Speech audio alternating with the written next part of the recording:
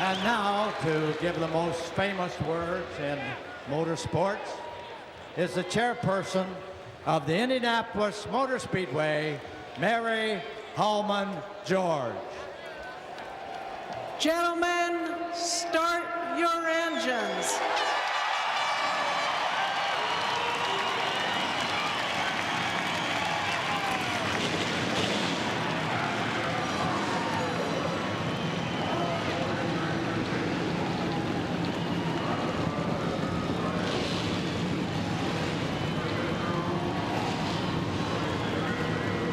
First competitive event to take place at the Indianapolis Motor Speedway was a hot air balloon race. The winner wound up in Westmoreland, Tennessee. Today the race is 400 miles and it ends right where it begins.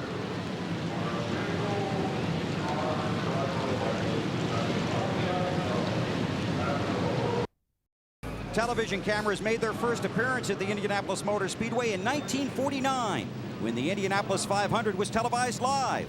Today, for your viewing pleasure, 76 cameras around the track and on board the cars. Now, here are the three guys that called that race 52 years ago.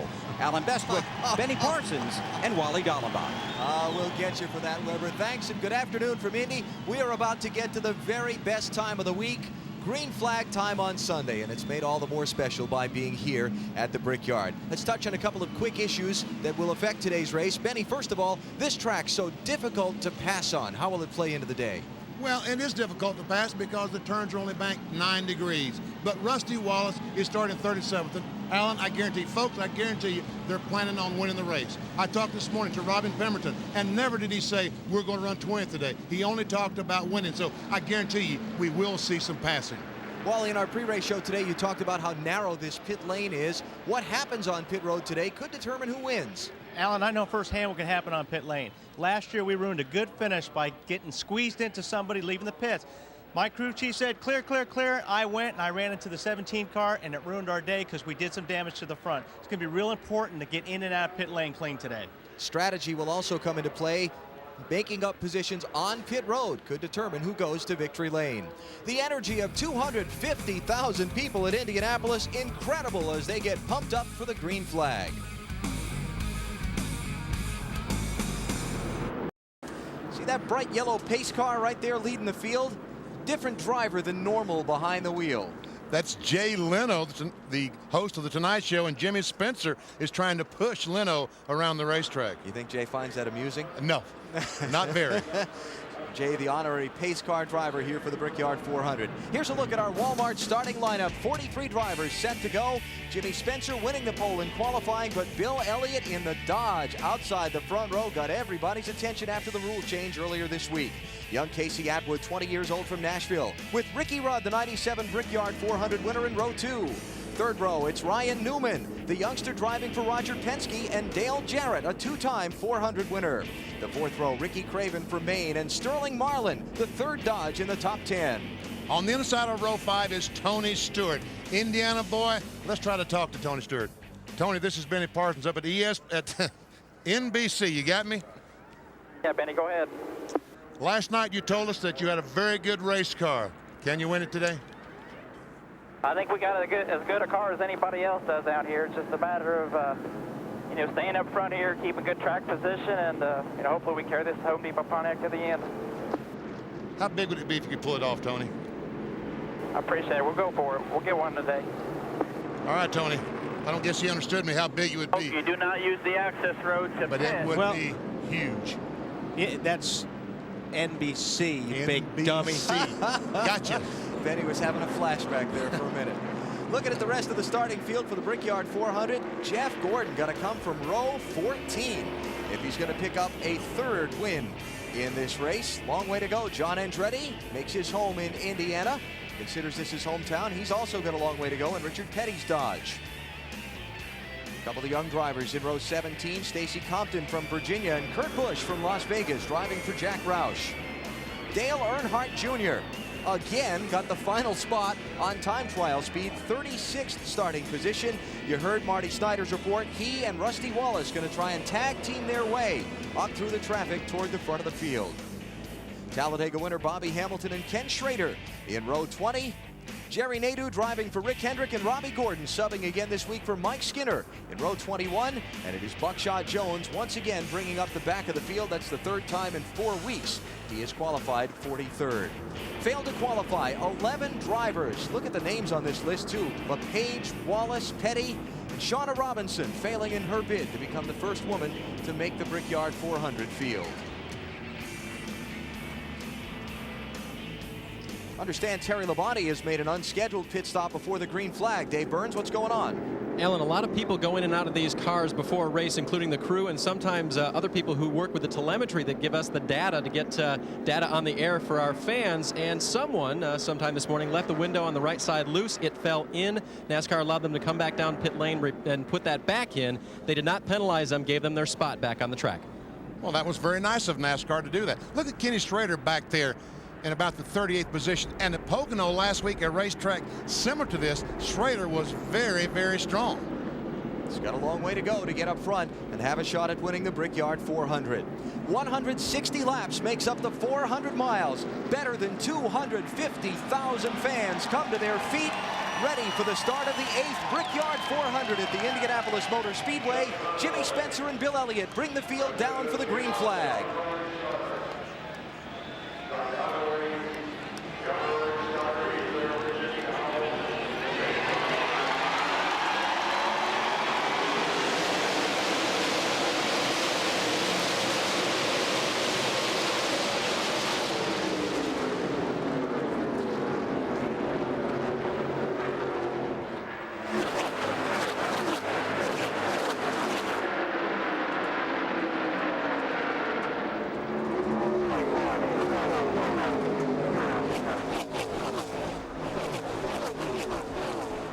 Spencer and Elliott side by side for the lead still to turn 3.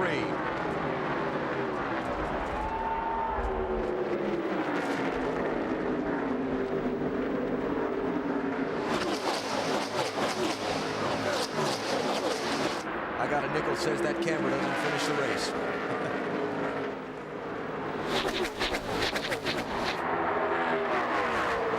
Jimmy Spencer will lead that first lap, and here's Casey Atwood on the inside of Ricky Rudd. Ryan Newman, another youngster, following him through. Atwood to 3rd, Newman to 4th, Rudd back to 5th. Right now, this is the best time to take advantage of those new tires. This is the best your car is going to work because you've got fresh tires on. After you get some laps on, they say, oh, we got trouble. Andy Houston's in the wall. Robert Presley is spinning. 3-4 involved. Mark Martin's in it. It's off turn 2.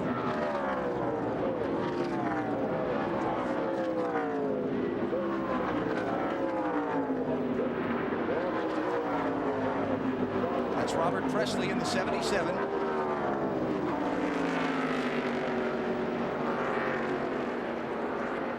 And the field comes back to the caution flag, beginning to reduce speed.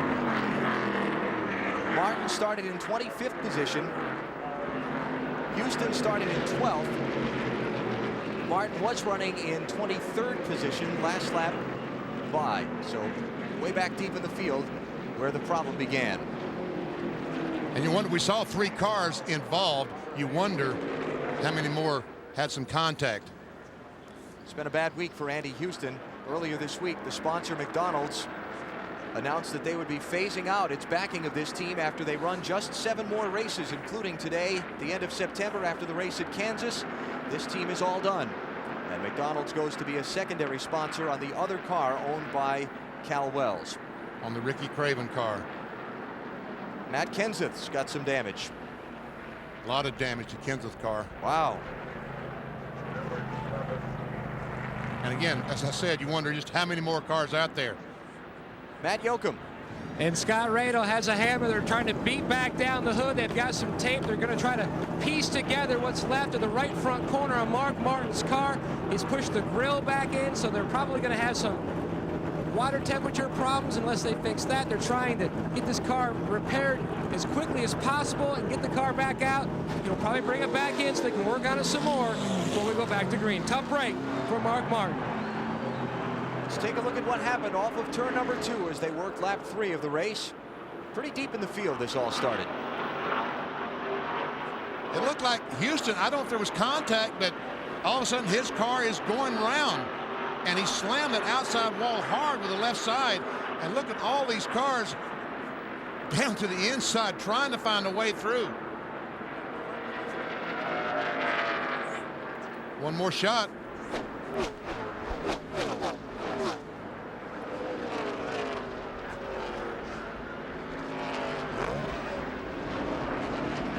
Never see Kenseth.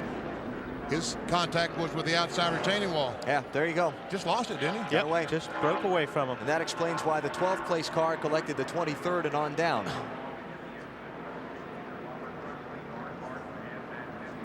Rusty Wallace started back in 37th spot. This all happened in front of him. Let's ride with Rusty.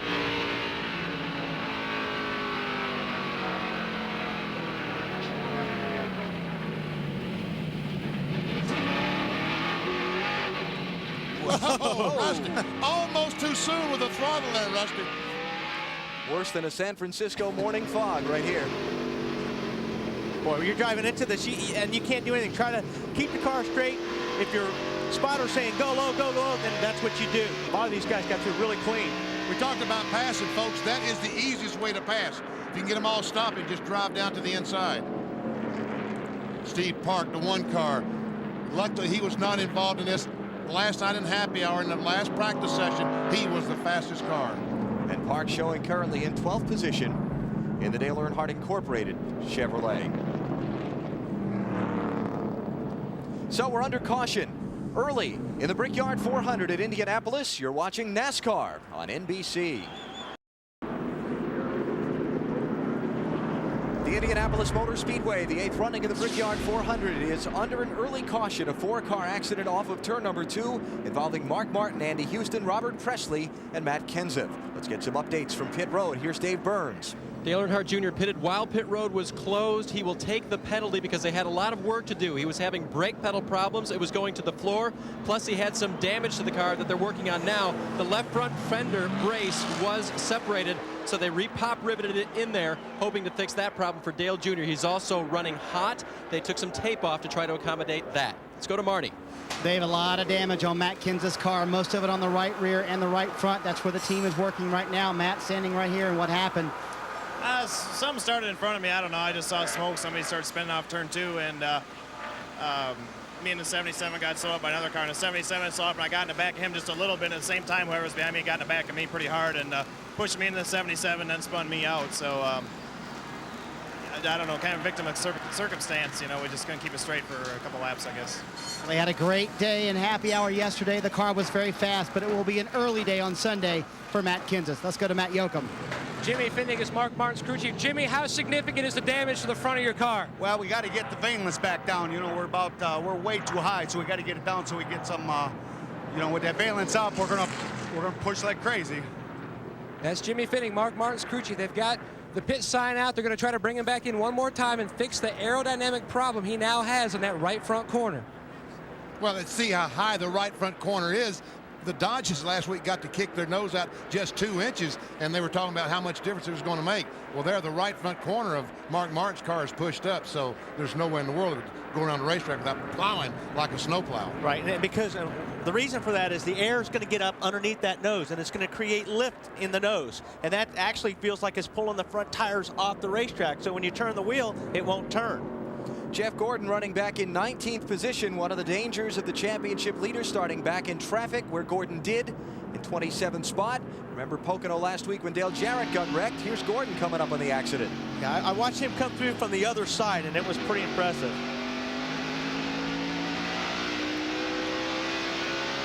Dale Jr. started back in 36th.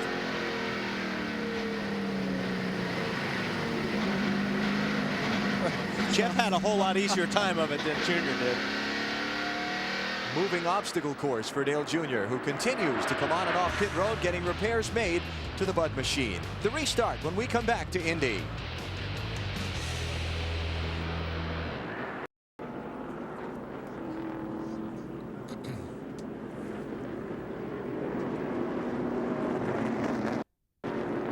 Back at the Indianapolis Motor Speedway, about a quarter lap from the restart in the Brickyard 400.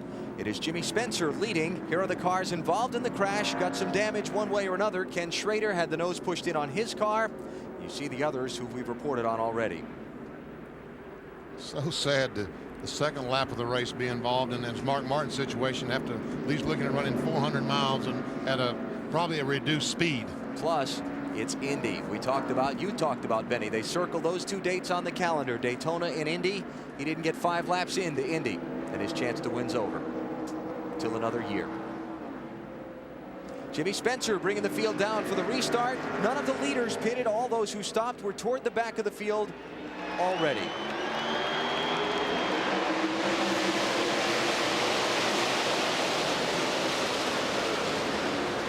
Kevin Harvick trying to get on the inside of Ricky Craven, cannot quite make it. The white 29 was Harvick. Here's Ricky Rudd underneath Ryan Newman. 4th spot to Rudd. Ooh, a little contact back there. Ricky Craven and Todd Bodine bouncing off each other as they race side by side. That's Craven in the orange car blocking to try and protect his position on Kevin Harvick.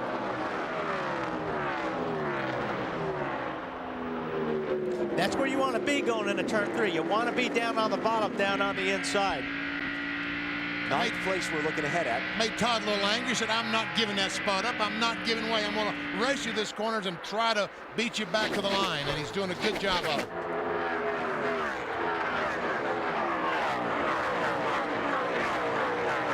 And Todd hangs on to that spot. Pretty impressive.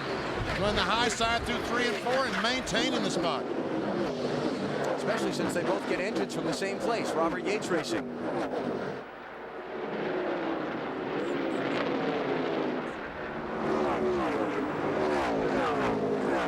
As mentioned, Dale Jarrett lost a couple of spots in the opening few laps. He started in 6th position. He's fallen back to 8th, and Tony Stewart has picked up 2 spots. He started 9th. He's up to 7th. Now, if Craven does make the pass on Todd Bodine, Todd last lap was just trying to prove a point. That's 9th place for Craven. You know, what we call a one-groove racetrack, okay? So the reason you say that is to get around this racetrack fast and have a good lap time, you have to use all of it. You got to go all the way down to the bottom, almost hitting the grass in the corners, and you got to use all the way to the exit on the wall. So in order for to take that spot away, that's what you have to do. You've got to take away their racetrack. And that means sometimes getting down in there, getting your nose up on the door, and letting that guy know you're there, so he'll have to get out of the gas. Let's check out the telemetry on board with Kevin Harvick. Comes off the corner at around 150 miles per hour. Down his 3,300-foot backstretch. 8,000 RPMs. It's building 175. It's like about 190 miles per hour when he gets down to 195 to turn 3.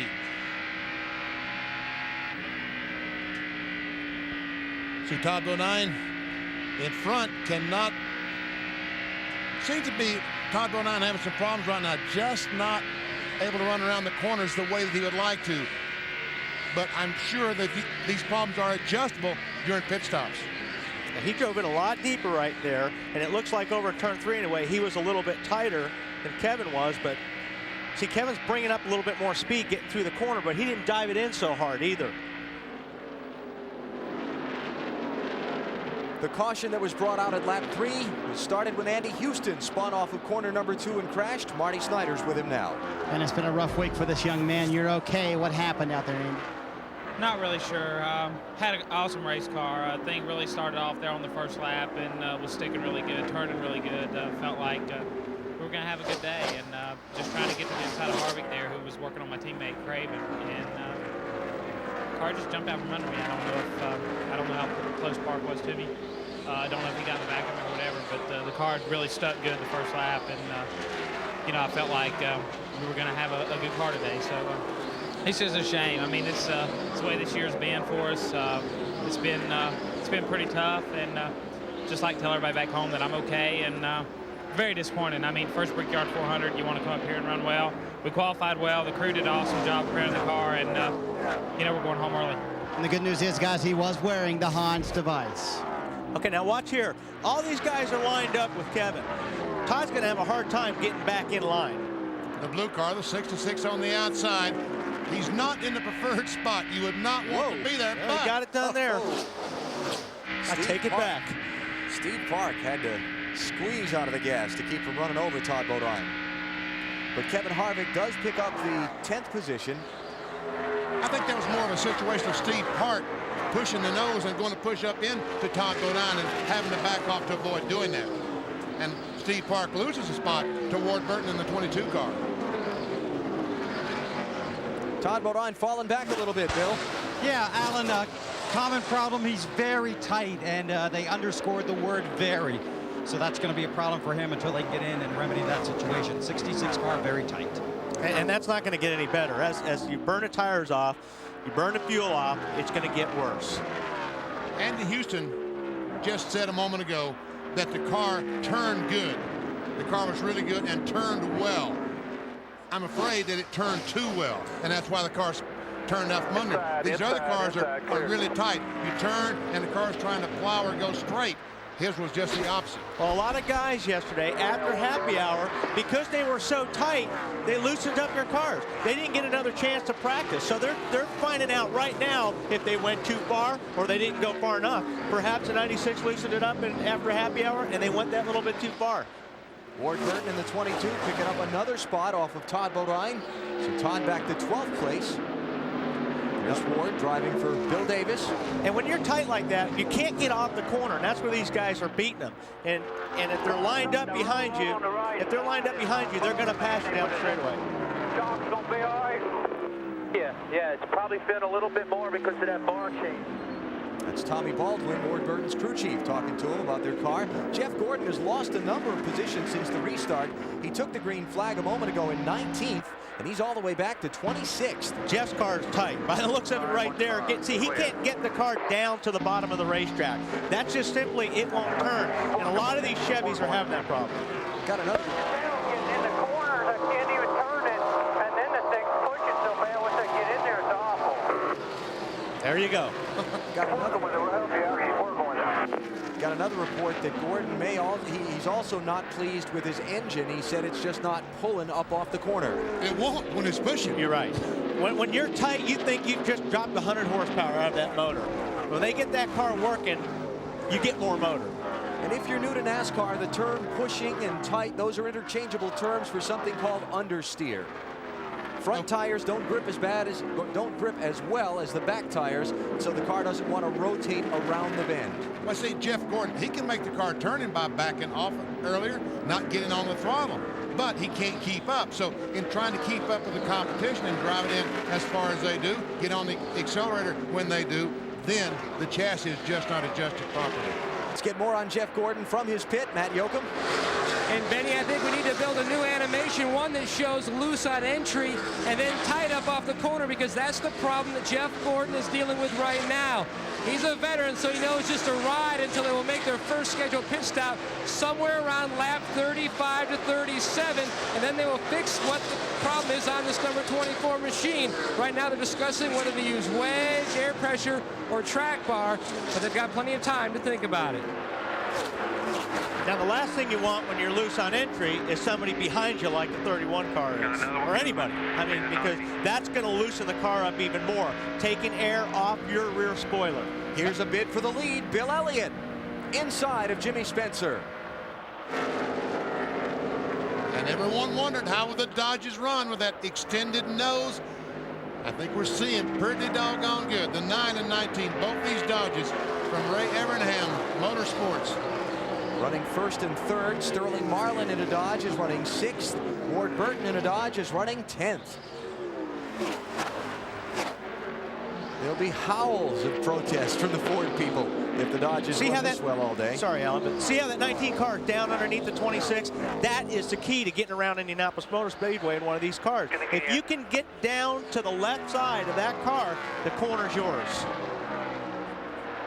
And now that we're 17 laps in, beginning to see some wear on the tires, and that's going to affect the handling if your car's not driving very well. It's really going to get magnified as we put more age on the rubber. As you burn fuel and wear the tires, yes, whatever the car's doing, it becomes more and more magnified. And that's the concern, that's the problem that the Dodges had beforehand. after they burned some fuel, after the tires worn a little bit, they could not get the cars to turn. And that's why NASCAR allowed them to extend the area under the front bumper by 2 inches. It's been since 1994 since Bill Elliott has won a NASCAR Winston Cup race. He's in the lead early in the Brickyard 400 at Indianapolis. Back at the Indianapolis Motor Speedway, the caution flag has just come out over the Brickyard 400. The second place driver in the championship, Ricky Rudd, has got problems. He's off the pace. He was running 4th at the time. He's overheating. Water is coming out the back of the car, out the overflow. In the radio communication with his crew chief, Michael McSwain, he's talking about it, that he thinks maybe a belt has come off the water pump. Bill Weber, what's going on? He believes he's lost the water pump belt, Benny. Exactly right. We heard him on the radio. He's coasting now around the track. He'd also lost his power steering. Sometimes when those belts leave, they take other pieces and parts with them. So very disappointing. Former Brickyard 400 winner Ricky Rudd in trouble here early. The alternator is not charging either. So it got whatever is on the alternator, it is not charging. This is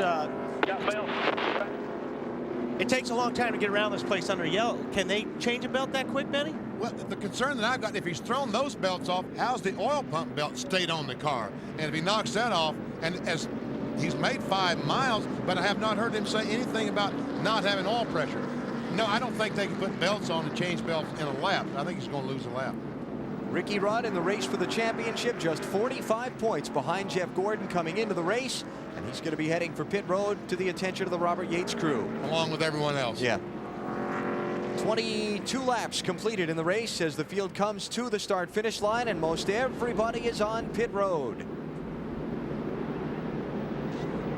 Remember, we talked what happens on the pit lane in terms of track position could play heavily in determining who wins this race. Bill Weber? Casey Atwood, the youngest driver to ever participate in the Brickyard 400, is a little tight off, but it will simply be 4 tires and fuel. Big smile in the Dodge camp. Let's go down pit road to Marty. Bill Elliott is in. He is the leader. He's a little loose in, a little tight in the center. Half a pound into the right front tire. Down on the wedge bolt as well. Jimmy Spencer, 4 tires as well. And Bill Elliott down off pit road to Matt Yoakum. A 4-tire change for Jeff Gordon, the 24 car. He's down and away. But they made 2 rounds of wedge in the right rear. They adjusted the right front fender 1/4 of an inch. They also pulled out a right rear spring rubber, trying to help this loose condition on the 24 car today. We've already talked about how hard it is to pass here at Indianapolis. Rusty Wallace needed track position, and he needed an adjustment on his car. He was tight. They went down a pound of air pressure in the right front. They went up a pound of air pressure in the right rear, and those were the only 2 tires they changed. Rusty picked up a bunch of spots. Also, Kevin Harvick and Ryan Newman, it looks like, have played a little pit strategy, taking just 2 tires to get out in front. We'll follow up with our reporters down on pit road on that.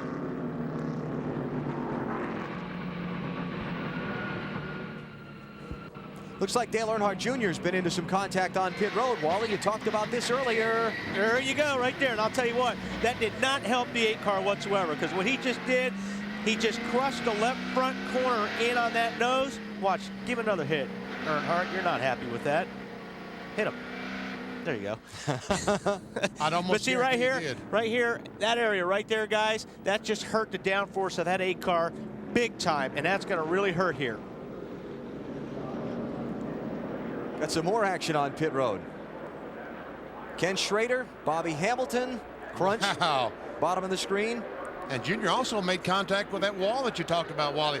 That was very, very close to pit road. Yeah, when you're under yellow here, you can't get away from it. I mean, if you can get through a pit stop without somebody hitting somebody, it's amazing. And you see 3 of the cars involved in the contact coming back to pit road right of the screen. Earnhardt Jr., Schrader, Hamilton. Got to come back in, make repairs. Dave Burns.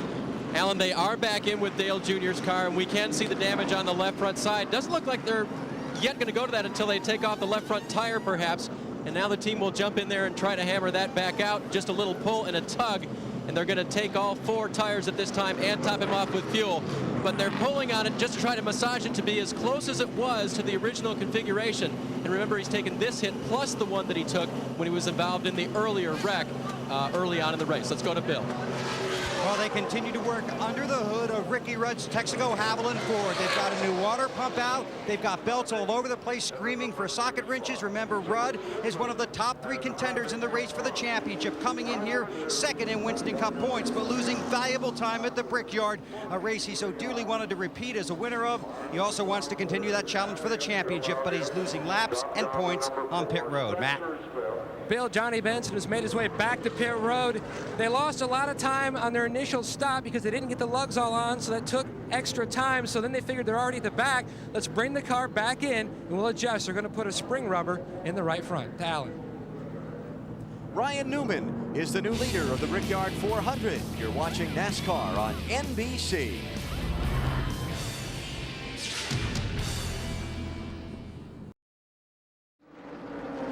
Set to go back racing in the Brickyard 400 as the field completes 25 of the 160 laps that make up the distance. The first 2 cars in the picture just took 2 tires in the pit stop. The 02 is Ryan Newman. The 29 is Kevin Harvick.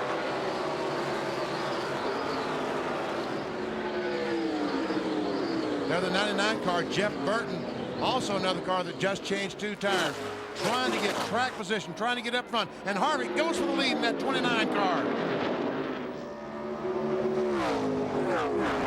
Bakersfield, California's Kevin Harvick leads the Brickyard 400. His first attempt at this race. This is the car the late Dale Earnhardt drove for many years. Harvick taking over after the tragic accident that claimed Earnhardt's life in February's Daytona 500. And Ryan Newman, the 02 car, a young man, this is his first Brickyard 400. Grew up in South Bend, Indiana. Marty Snyder has more on Ryan Newman's race. It's been a good day so far, even though he just lost the lead to Kevin Harvick. Last time when they came in, Alan, they indeed did take 2 tires. They were a little bit tight. They took 1 round of wedge out. On the radio, Ryan Newman hears the voice of Roger Penske, his car owner, who is preaching patience on the radio and also reiterating today's goal. It is simply experience. Don't worry about if you're leading. Don't worry about if you're running 5th or 10th. Just get some experience because we're going to storm into this Winston Cup Series next year and take over. Tell you what, I'd like to hang around with that 02 pit crew because they're young guys and they very cocky. They tell you how good they're going to do it. They told you how good they're going to do it, didn't they? Yes, they did. And I said, if you do, you'll get paid. By you. By me. But look out. Ryan, careful, the wall out there. He hit that wall on Friday or Saturday morning in qualifying, and I truly believe there's Tony Stewart inside Jimmy Spencer, the pole sitter. That's 4th spot.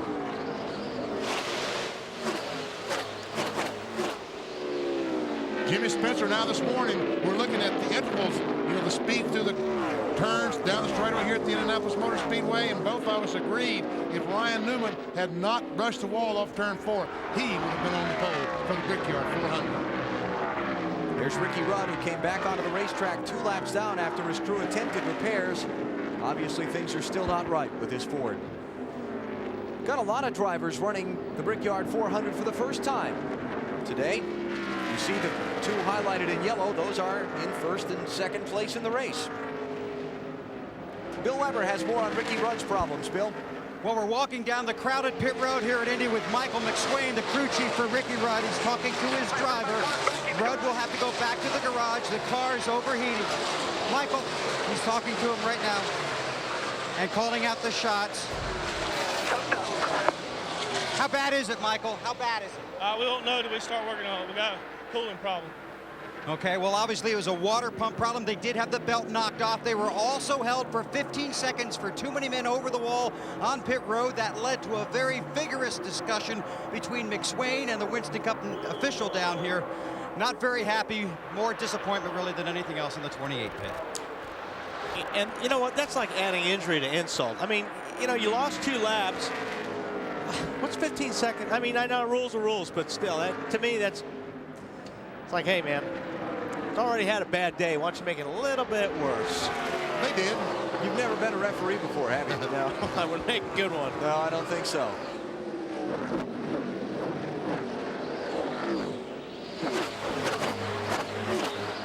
I see Sterling Marlin, that 40 car creeping closer and closer to that second place car. Ryan Newman, Sterling Marlin in another Dodge.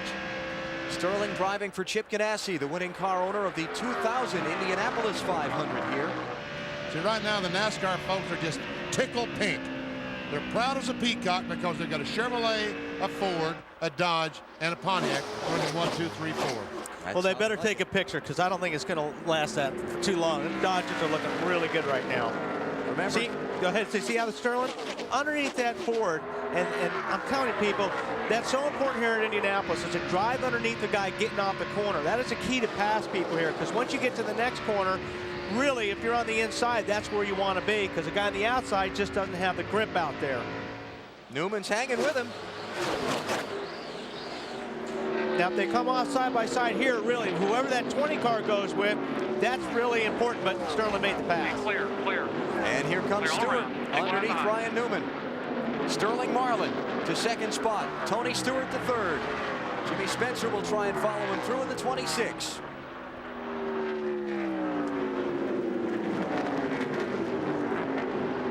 And the point I was just going to make before, Wally, was that Newman only got 2 tires on his pit stop. Marlin and Stewart and Spencer got 4. So they have better traction now that we've run several laps since the restart. Absolutely. And normally it's always that way. 4 tires are going to be better. It's going to give you more traction. This racetrack is what we call very weather sensitive.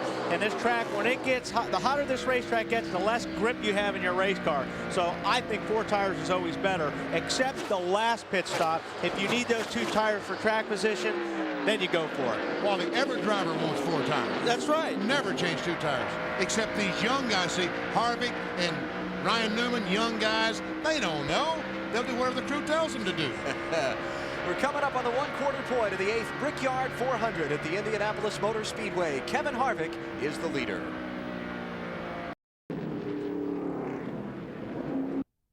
Back at the Indianapolis Motor Speedway, we are under caution in the Brickyard 400 for an incident involving Ryan Newman. We'll show it to you in a moment. Here's our NASCAR Busch Series update. Kevin Harvick last night at Indianapolis Raceway Park, a half-mile track across town from here, stormed from 14th to win in the final laps. The 200-lapper there. And a day later, he's leading here at the big track. Makes no difference to him. Half-mile racetrack, 2.5-mile racetrack, they're all the same. Now, here's what happened to Ryan Newman to put us under caution. He just lost 3rd spot to Tony Stewart in the orange car. Yep, got underneath the O2 car. He probably started getting a little bit tight, that aero push, and got into the O2 car, but the O2 car obviously got the worst of it. And, you know, Jimmy, you got a good race car. Mellow out, buddy, because I'll tell you what, you don't forget, but there's 43 other guys here that don't forget either. That's Jimmy Spencer in the 26 you're talking about. There we see just that little bit of contact right there. 0-2 car has to chase it up the hill to try to save it. Right rear goes in, and then he hits the wall with the right front. And that's the one that really did the damage, that blow to the right front. And a look back from Tony Stewart's car.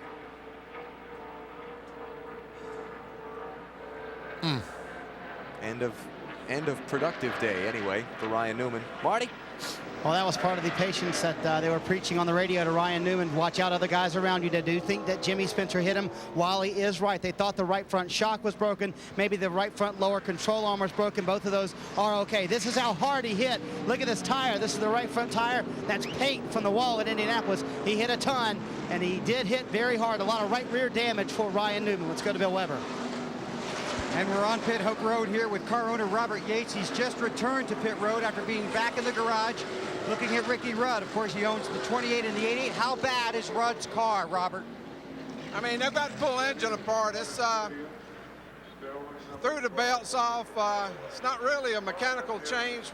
It's not anything new, but we threw a belt, rolled a belt. They're like they're stretching, and maybe we should have paid more attention and gone to a different setup, but I'm worried about the 88, so I'm getting some stuff here for the 88 here. So you think there might have been a way you could have prevented this from happening? Well, if we went back to the old 2-belt system, but, I mean, we've been running this for 2 years, and but their belts all of a sudden started stretching, so we got a problem. It's hard to win these championships, isn't it?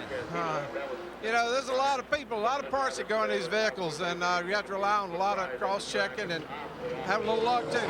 All right, he hustled back out here to pit road with the belts he has in his hand, was talking to Todd Parrott and Dale Jarrett on the radio, updating them on the condition of Rudd's car, exactly what happened there, and to be prepared in case it happens to the 88. Robert's having a Maalox moment. Yes, he is, and he's talking that the belts are stretching. So, I mean, I can't imagine what is causing that problem unless it's a problem from the manufacturer of the belts. Here's an update on the Coca-Cola Racing family of drivers. Having a pretty good day so far. John Andretti particularly started back in 30th in Richard Petty's Dodge, and he's up to 12th. Of course, the Andretti name so synonymous with Indianapolis. His uncle Mario, winner of the Indy 500 in 1969. More of the Coca-Cola Racing family, and we're just about ready to go green here at the Indianapolis Motor Speedway. Flag, green, green.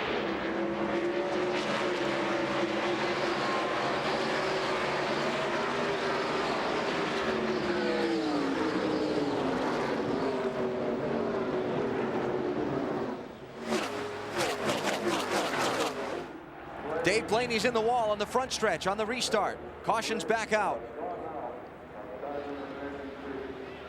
There is oil all over the front straightaway. Drivers need to be careful when they come back around to the caution flag. Looks like they have reduced their speed dramatically. All the spotters around the racetrack and their crew chiefs have told the drivers, look, there's oil all over the speedway. Do not hit the oil. When these race cars hit those oil slicks, no control whatsoever. It's almost like hitting ice. And it'd be pretty embarrassing to crash under yellow. But it's been done by many, many. Have you done that? Oh, certainly. That's why he threw in the many, many. You see the streak of oil running all the way down the inside of the front straightaway. The drivers being careful of that as they come back around to the caution flag. Hey, Wally. Yes. A guy named Sneva did it here before the green flag, didn't he? Yes, yes. Well, he didn't hit the yellow, but he did crash on the pace lap. That's right. And I'm sure he appreciates you bring that up. Well, you prompted me on that earlier in the weekend, reminding me of all the dangerous things that can happen here. You know how tight pit road is and things like that. So if I see Tom, I'll pass him along your number. Ohio's Dave Blaney behind the wall. Let's take a look at what happened on the restart. This is looking down from turn 4. See, I saw these cars jump out on the restart from the other angle, but we didn't finish what happened. And, you know, it looks like somebody missed a shift or something, but he got in the back of somebody. Yeah, somebody didn't go, and he was on the gas and got him. And that's what happens on these restarts. You're so close to the guy in front of you. When you make a restart and you're jamming gears, if the guy in front of you misses a shift, you don't have time to do anything. Under caution for the 4th time in the Brickyard 400. You're watching NASCAR on NBC.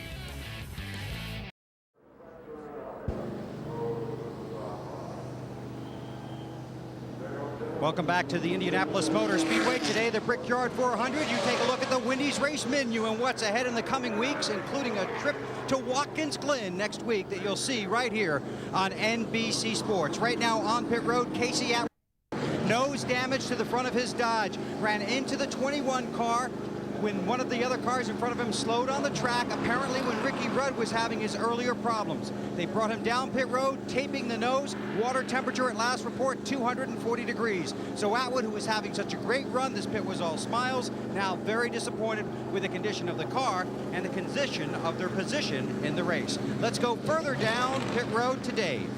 And Bill, John Andretti drives Richard Petty's famous number 43 Dodge now. They're one of the ones who got some aerodynamic help this week because they are in a Dodge. Yesterday in qualifying and practice, they had a little trouble getting a handle on it. Today, they've gotten a great handle on it. He's picked up 18 positions from his starting spot, running 12th, and these guys couldn't be happier. He changed 4 tires on the last pit stop, made very small adjustments to fix a loose condition. Let's go to Matt. Jeff Gordon is currently complaining about turbulence. He can't stand to have anyone on his bumper, and his car pushes so bad off the corner he can't get in the gas. So on lap 33, when they pitted, they made a track bar adjustment, went down 1 round, and put 1 round of wedge into the 24 car, trying to fix his ill-handling race car. But it's certainly been a big day of struggle for the 2-time Brickyard 400 winner. To Alan Bestwick. have to put a lot of oil dry down and sweep it up on this front straightaway before we can go green. So we'll take a break and come back for the restart.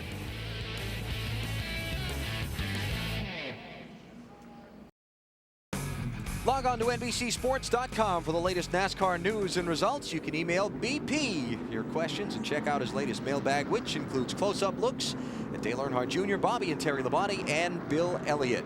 It's all at NBCSports.com. 2 cars to the garage, Casey Atwood and Dave Blaney's to Marty Snyder. And a lot of damage, Alan, to the Dodge of Dave Blaney's. And Dave, what happened on the restart? I don't know. They just all stacked up, and I run right in the back of the 21. I don't know. Stupid move on my part. I don't know. Well, it takes a big man to admit that he made a mistake. This car is covered from top to bottom in oil. A lot of damage. I do not think they will make it back into the race today. Let's go to Dave Burns. Well, I'm standing by with Mike Berry, who's the right front tire carrier for Jeff Green today. But last night, he was the right front tire carrier for Kevin Harvick, who won at Indianapolis Raceway Park. And you'd think to the victor go the spoils, all the glory and everything. But Mike, what happened to the van that all your clothes and credentials were in? We're not sure if it's stolen, misplaced. We don't know where it is. They don't know where it is. We don't. And when you went to argue with the authorities about where it might be, what did you find out? That they weren't listening to you for a very good reason, were they? I couldn't understand you. Say that again. Victory Lane had a lot of beer splashing in it, didn't it? You guys didn't present a very good case to the authorities, did you? No, I don't think we smelled too pretty when the cops showed up, so hopefully we made it through all right. All right, these guys did get some clothes to borrow from their teammates, and now they're in their race uniforms. They're in good shape. Thanks, Dave. Back under green, just past 100 miles. In the Brickyard 400, Kevin Harvick is leading in the 29 car. Sterling Marlin is second. They're 4 deep, back about 30th in line. Jeff Gordon amongst that group as he tries to get on the inside of Terry Labonte. Jeff Green, the 30 car.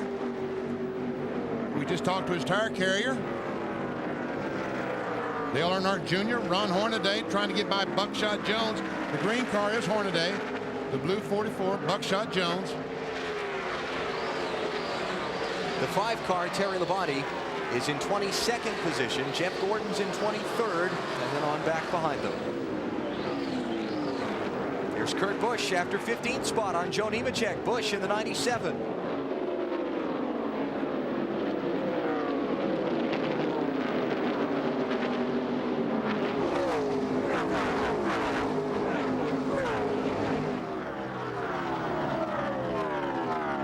Farther back, Hud Strickland, Johnny Benson, and Terry Labonte getting by Robbie Gordon in the 31. Almost said Mike Skinner. Gordon subbing for Skinner, who was injured in a crash at the Chicagoland racetrack a couple of weeks ago. And you know, Hud was in that deal with Earnhardt Jr. I don't think Hud's car is probably going to be hurt so bad because he got hit in the door. And that's not really as important as those front fenders.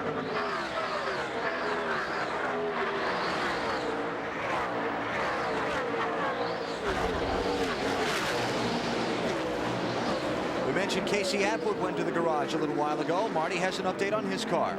And guys, such high hopes for them coming into the day. They obviously qualified up in the 3rd position. He made some contact on the racetrack with Dale Jarrett, the man who's 3rd in the Winston Cup points. They have some damage to the front end. The damage is actually not that bad. The reason they had to come in is because the water temperature started to go up. They're going to replace the radiator, but they think they may have already damaged the engine. They're going to try it and see if the engine will live for a while. Big disappointment after such high hopes coming in for Casey Atwood. Atwood started in 3rd position. He, along with Dave Blaney, Ricky Rudd, Matt Kenseth, and Andy Houston, are all in the garage. Jeff Gordon picking up a couple of spots. And Junior in the 8 car is tagging on to Jeff Gordon. He said, look, this guy's won the Brickyard 400 twice. He must know something. He must know, well, if he knew too much, he wouldn't be back in 20th spot, but... Oh, Junior gets Jeff Gordon up very, very loose. Side, clear behind him. All clear. Check our telemetry and on Dale Earnhardt Jr., Jeff Gordon, Terry Labonte. You can see all these fellas are over 9 seconds behind the leader, Kevin Harvick.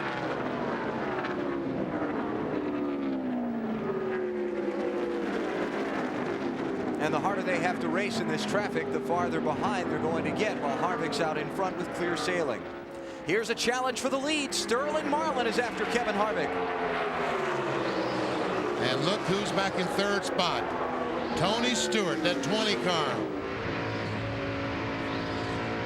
3 wide. Oh, look out. And what happened there was, when they were running side by side, which is when you're real vulnerable when you're down on the inside like Sterling was, when the 20 car came up and took the air off the rear spoiler of the 40, and he had to get out of it because it got him loose. So Harvick hangs on to the lead. Change behind him, Ward Burton in the 22, the big cat car coming at you, getting around Bill Elliott.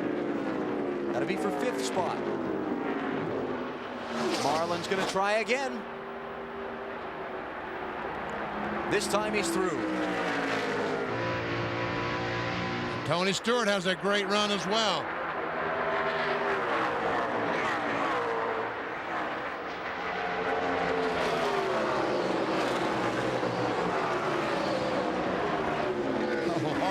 Just backs off and just squeezes in that hole between Jimmy Spencer and Tony Stewart. Huge round of applause from the partisan Indiana fans for their hometown hero, Tony Stewart, as he goes to 2nd spot. Tony worked with Benny and I on last night's NASCAR Busch Series broadcast from Indianapolis Raceway Park. When we got to the end of the night, he looked and pointed straight at the camera and said, "Winston Cup drivers, if you're watching, I'm coming after you tomorrow." And he was correct. Yes, sir.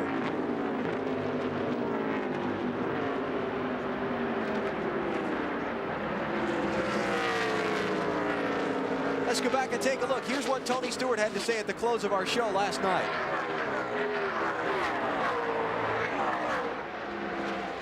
Turn our attention to tomorrow's running of the Brickyard 400 at the other Indy track. Mr. Stewart, starting 9th. What do you think? Really excited. I think our Home Depot Pontiac's a very fast race car right now. I hope all the Cup guys are watching right now because I'm coming after you tomorrow. Oh. He's after you tomorrow. You heard it?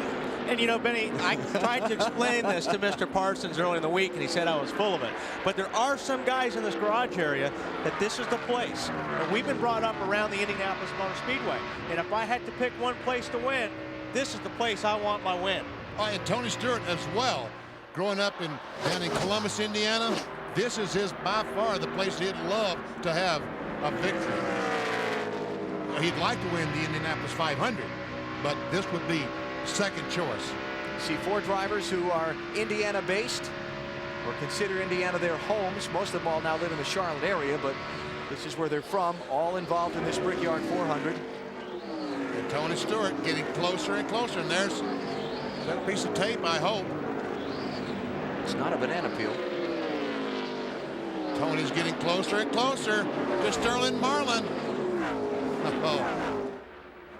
I know we've got a long ways to go. We're just past 100 miles. You know what?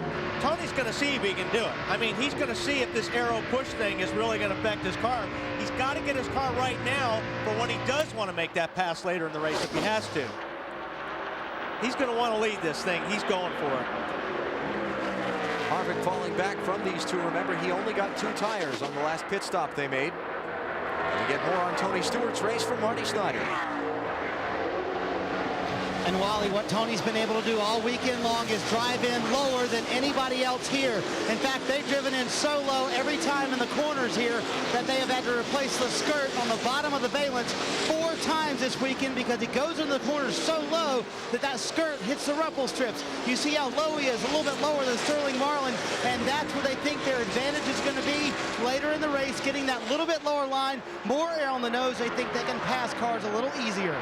And you know what, believe it or not, there's a lot of grip down here. Watch in the left front. You go over that white line. There's a lot of grip in the racetrack right there. If you can get your car to do that, you're going to carry more speed off that next turn.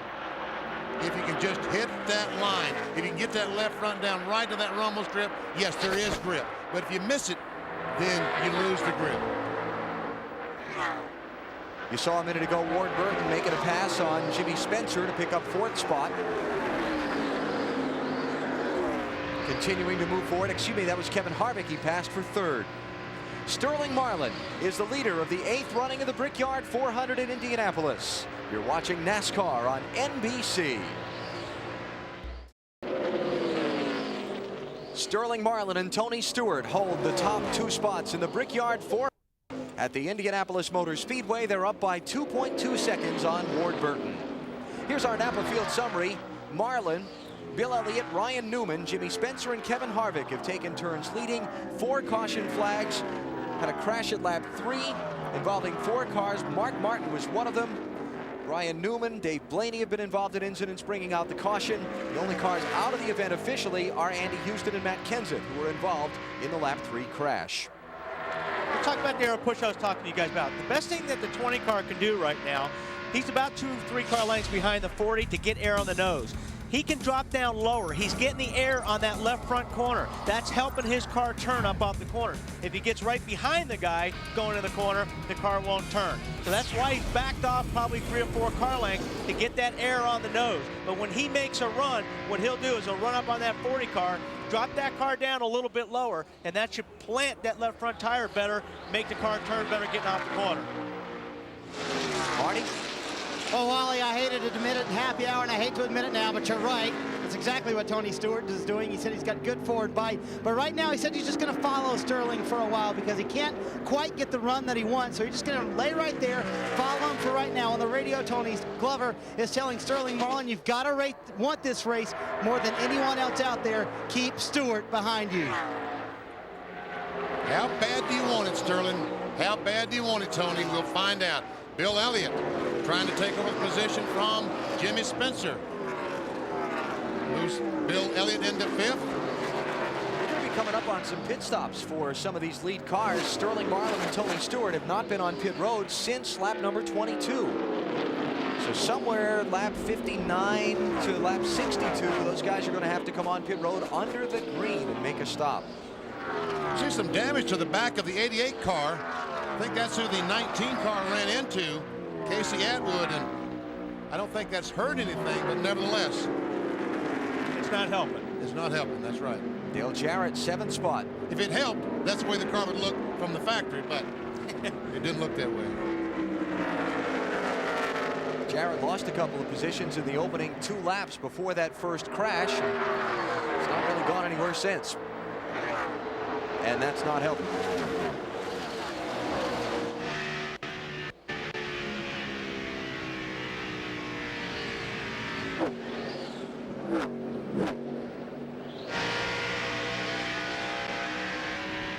Steve Park is the next car in line behind Jarrett. His name on a lot of tongues in the garage area this morning as a potential winner here today. Yes. See DJ down on those rumble strips like Marty was talking about Tony Stewart being down there and talking about changing those front strips, that black strips on the bottom, on the front bumper. The guy told me that was the 6th one they've had on the 88 car this week. Every time they go on the racetrack, the car was sinking down the racetrack so low, it would grind that rubber strip off, and before the race, they would once again put in a brand new one on the 88 car. And it's not good that you grind that away. When you grind those things away, it takes the downforce away from the nose. Ricky Rudd with problems earlier. His car throwing some belts, causing some engine problems. He's in the garage, not retired from the event. They're still working on it. In the meantime, Jarrett and Gordon are out on the speedway making laps.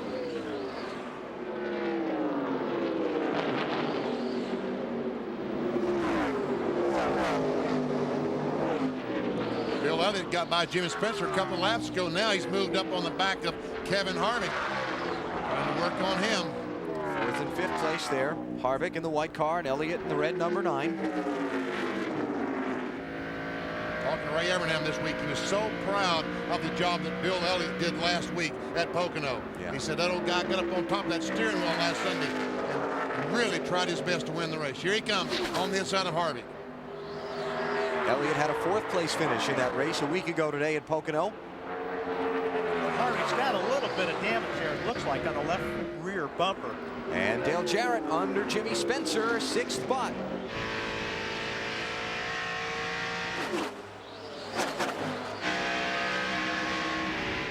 Now, if you're Todd Parrott, Dale Jarrett's crew chief, when you come down pit road for a green flag stop, do you take the time to fix that little bowed out fender, or you're running good enough you let it go? I would not fix it. I don't think that's really causing him any problems right there. Dale Jarrett trying to win his 2nd NASCAR Winston Cup Series championship. Races who have finished lower than 40th Dale Jarrett's got too many of them. Can't win a championship if you're finishing 40th or lower in a race. No, you need to be up in the top 10, and that's what these guys always, you talk about consistency, that's what they're talking about. Top 10s. Bill Elliott on the inside of Harvick. And that two-tire stop that Harvick made is really starting to show up. Elliott to 4th. Harvick back to 5th.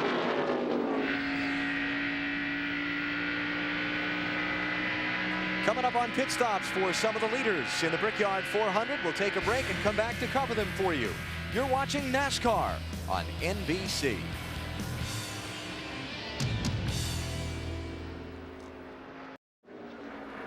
Top 2 remain the same in the Brickyard 400 at Indianapolis. It's Sterling Marlin and Tony Stewart in the 1st and 2nd spots. Kevin Harvick just behind them has just come off the pit road from a green flag stop.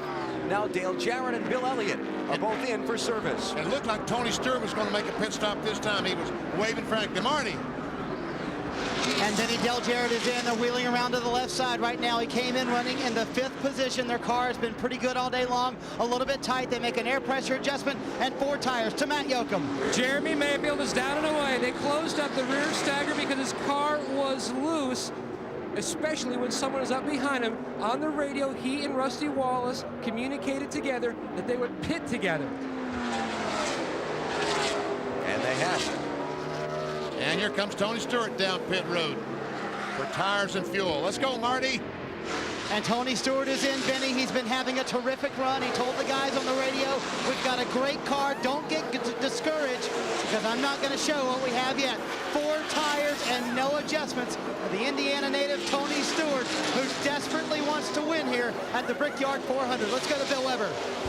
4 tires and fuel for the swift Dodge of Ward Burton. Just before he pitted, he said, I've got a bad vibration. We'll check the tires. Hopefully this set will improve that condition. Ward had moved up to 3rd before making the pit stop. Dave Burns.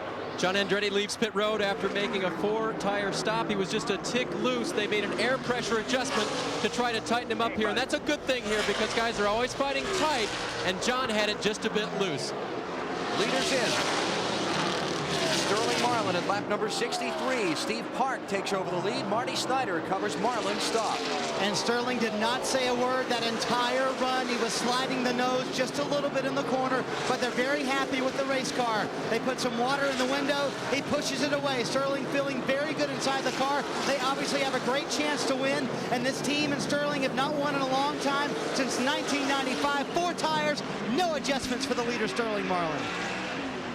We saw Tony Stewart make a 14.8. Now as we watch Sterling come out of the pits, where is Tony Stewart going to be in the picture?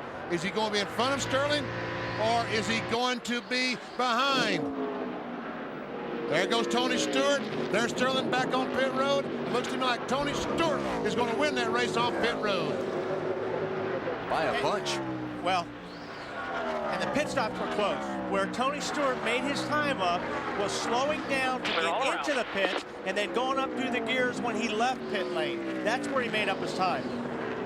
Steve Park took over the lead when Marlin pitted. Now Park is on the pit road. Kurt Busch moves to the top spot. As we cycle through green flag stops, here's Marty to cover Park's pit stop. It's been a pretty good run for Park. He comes in here as the lead of the car, just a little bit tight. They'll make a wedge adjustment, but they are fairly happy with the car. 1 round down on the right rear wedge bolt for Steve Park. It will be a 4-tire change, and other than that, no adjustments.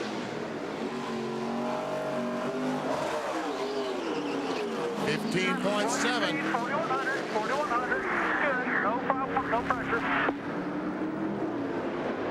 4,100 RPMs on the tachometer. No speedometers in these cars, just tachometers. 4,100 in second.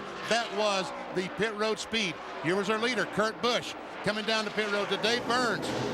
Jack Roush's rookie, Kurt Busch, comes in, gives up the lead. They're going to change 4 tires and make no adjustment. The team says the car is perfect, and Kurt so far has driven a great race out there. Kurt started back in 34th. He had moved up to the 14th spot before the stops. 16.7, not bad. Dale Earnhardt Jr. is now the leader. He hasn't come down pit road yet. There's Jr. It's Earnhardt Jr., Bobby Labonte, Jeff Burton, Jeff Gordon, Johnny Benson. Then Terry Labonte, Jerry Nadeau, Jeff Green, Todd Bodine, and Ron Hornaday. Those who were leading that have stopped.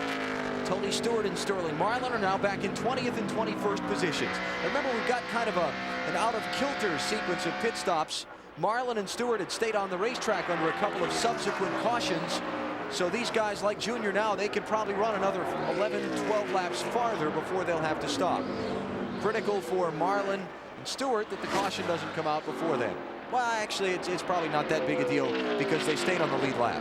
Yeah, that's right. And they would not mind at all if the caution flag came out because they would probably stay on pit road, just assume the lead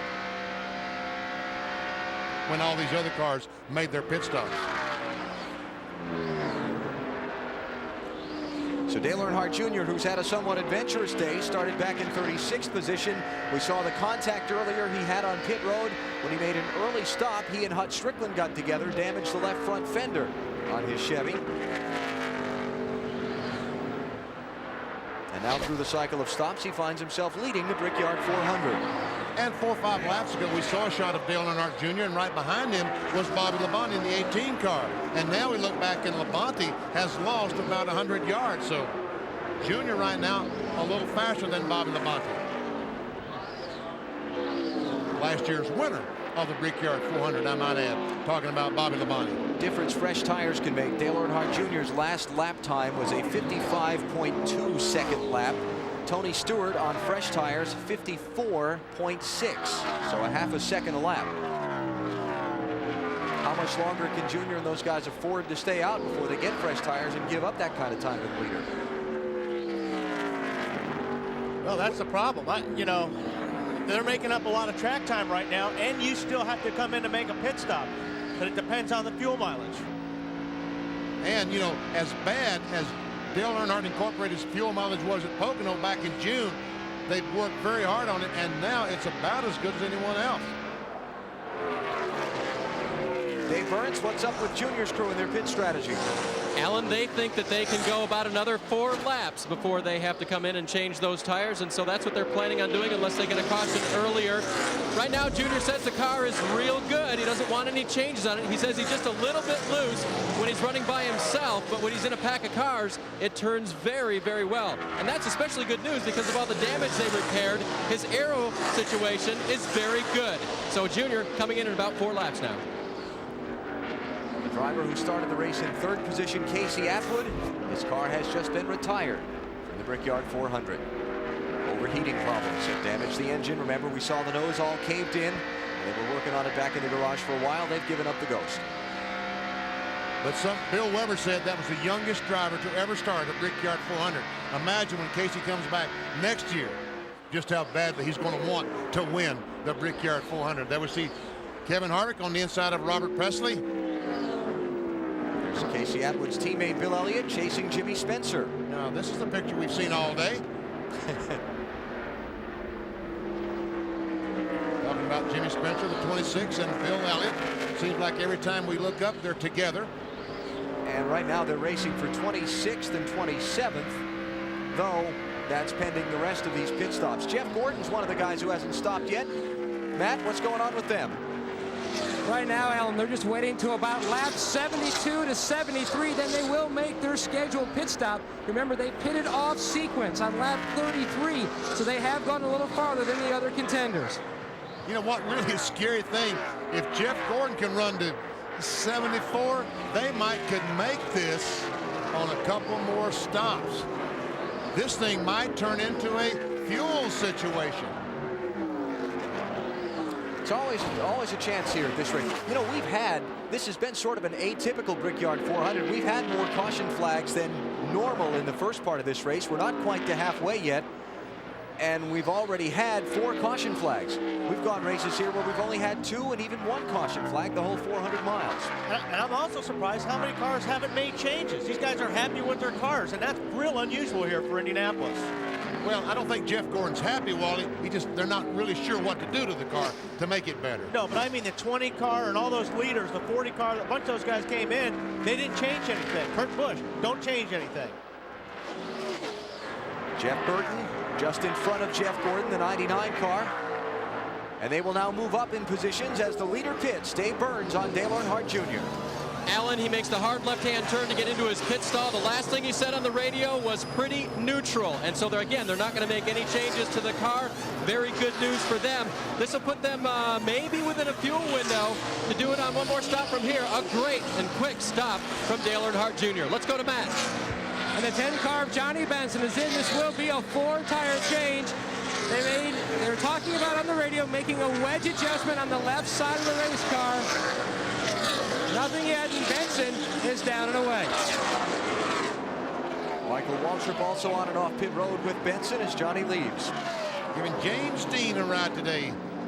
See, Johnny Benson's car does not look normal. Bobby Labonte is the new leader. Jeff Burton moves up to second. Jeff Gordon moves up to third.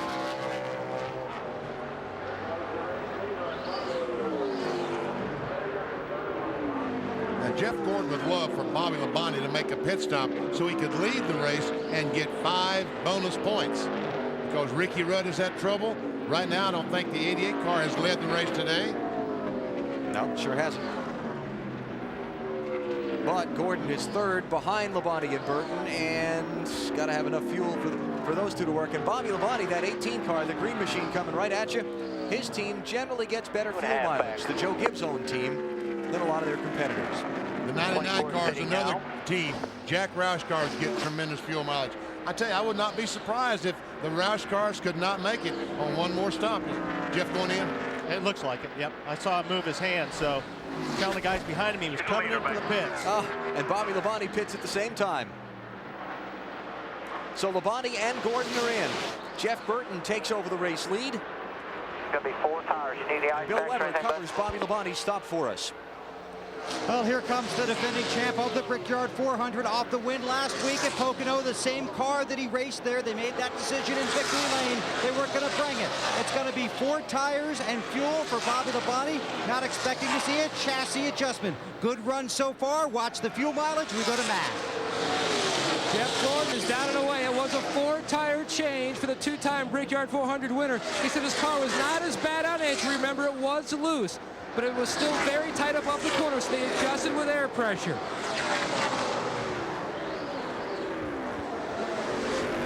And Jeff Burton still holding the lead and has not yet come to pit road. I'm telling you, Jeff Burton can make it on 2 more stops. The next one he's going to make, and 1 more if this thing should go green the rest of the way. Yeah.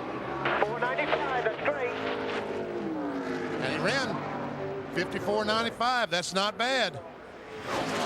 See Jerry Nadeau coming off pit road to the inside of Jeff Burton there on that little access road inside turns 1 and 2.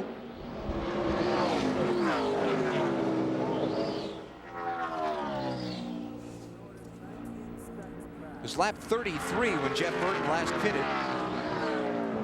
It's 42 laps, about to be 43 on this tank of fuel. That's except caution. Caution is coming out onto the speedway. There is debris that has just been dropped off a car in turn number 3. Yellow flag number 5 of the Brickyard 400. And all these cars, there's the leader. Terry Labonte just barely. Here comes the 31 car. Robbie Gordon trying to beat Burton back to the line. Can't do it. So there'll be 27 cars on the lead lap as we go under caution in the Brickyard 400. There it is. Piece of metal off of one of the cars. Can't have that at 180 miles an hour.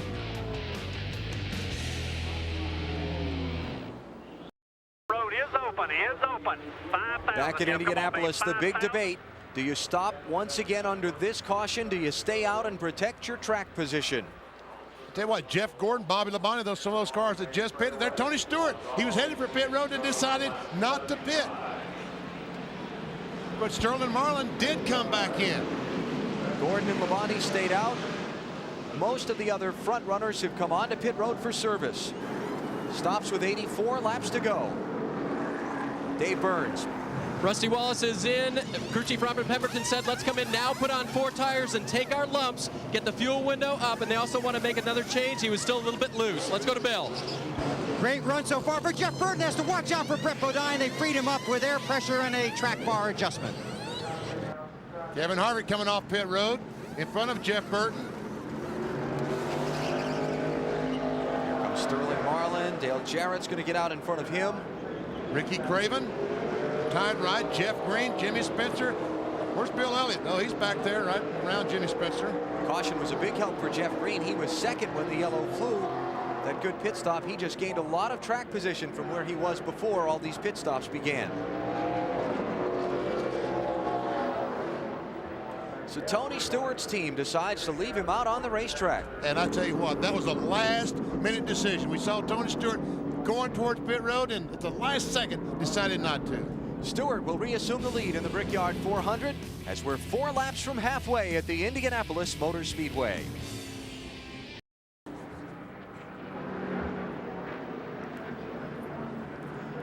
Indianapolis Motor Speedway, the 8th running of the Brickyard 400 is under caution for the 5th time. A piece of metal off of one of the cars on the back straightaway has brought the pace car out in front of the field. Here's Ron Hornaday driving the Conseco car as he wheels around in the field. That's AJ Foyt's machine, and you can log on now to NASCAR.com and check out the Conseco NASCAR Fantasy Challenge. Pick your own team of drivers and see how you match up against other fantasy teams. You might just win a replica of the number 14 Conseco Winston Cup Pontiac. Ron is running in 34th position, and he's just ahead of the leader, Tony Stewart. We're going to have one of those odd restart situations where the leader's back in traffic. We'll set it up for you when we come back to Indy after this.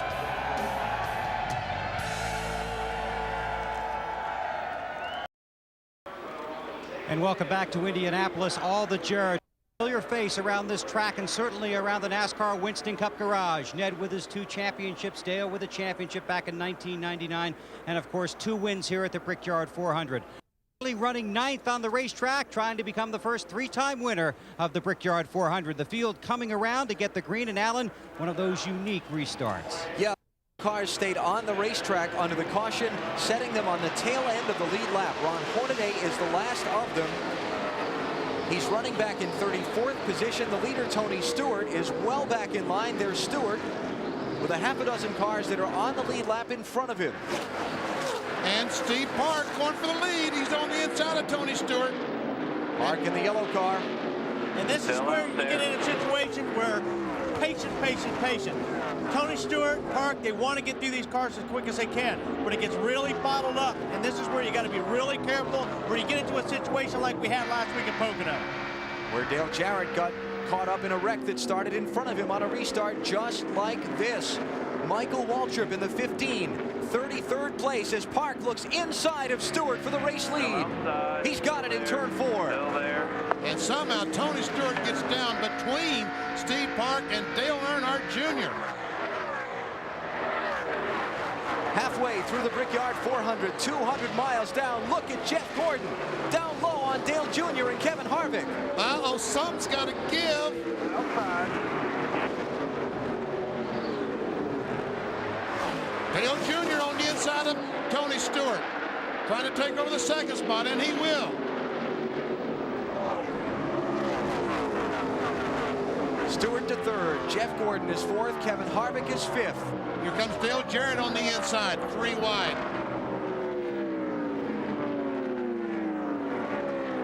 The green car on the right of the frame, the 18, that's Bobby Labonte. He's in 6th. You've got Jason Leffler in the 01, the orange and black car on the inside lane. He's next in line on the lead lap, 7th. Then Dale Jarrett and Jeff Burton in the 88 and 99, racing for 8th and 9th. Here comes Jarrett to the bottom. He turned her left and turned under Jason Leffler and the 14 car, Sterling Marlin. Here comes Jimmy Spencer.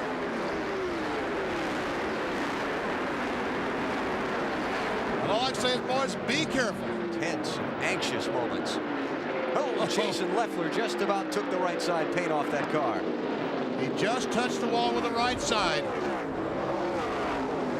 Right side tires, I should say. And what we're seeing here a little bit of, guys, are the fresher tires winning out. These are the guys that are charging through the traffic that stopped for tires under the caution. Like I said earlier in the race, this is the time where you make up for the car sliding around. You got fresh tires, you got more grip than you're going to have on these tires from now on. Now's when you can force the issue a little bit more. Sterling Marlin under his teammate Jason Leffler. That's 9th spot. Marlin in the 40, the silver car.